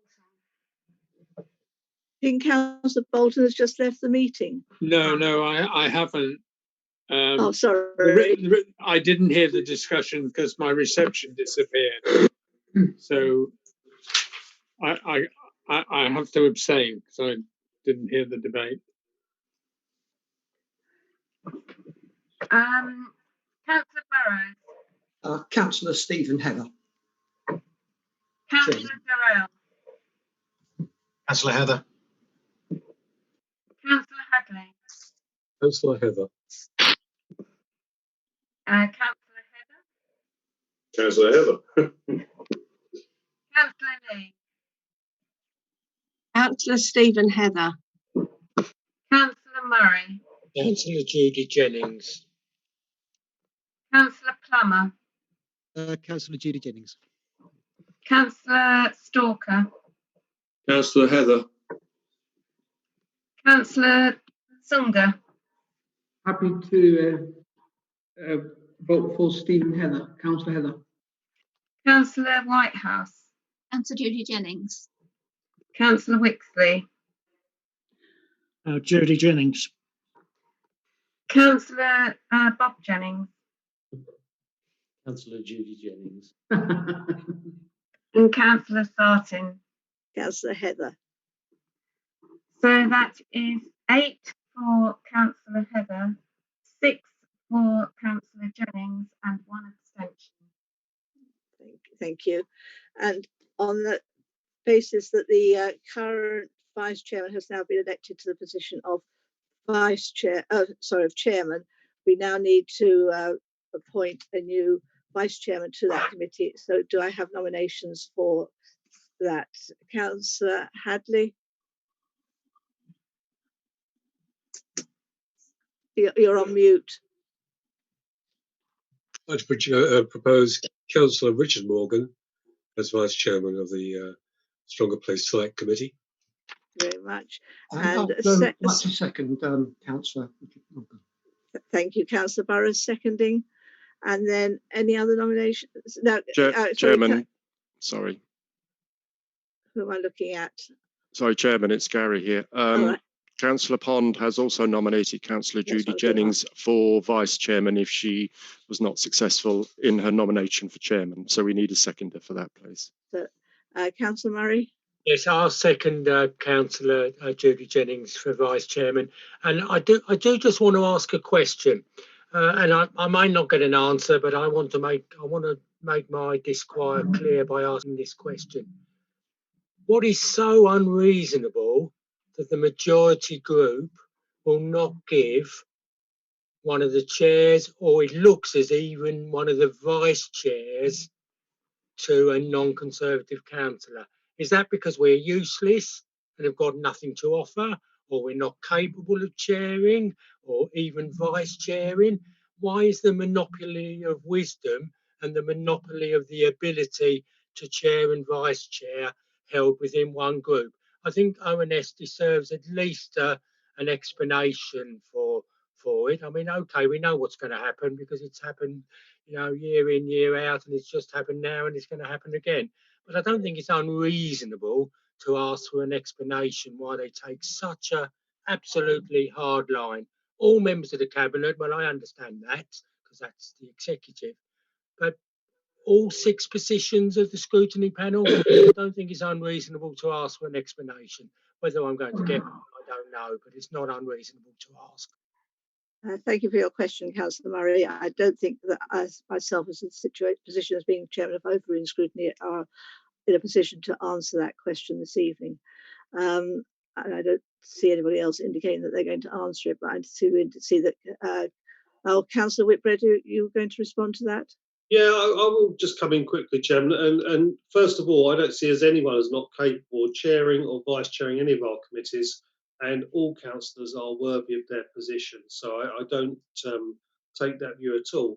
I've been around long enough, like Councillor Murray now. I think not quite as long as Councillor Murray, but I've been around long enough.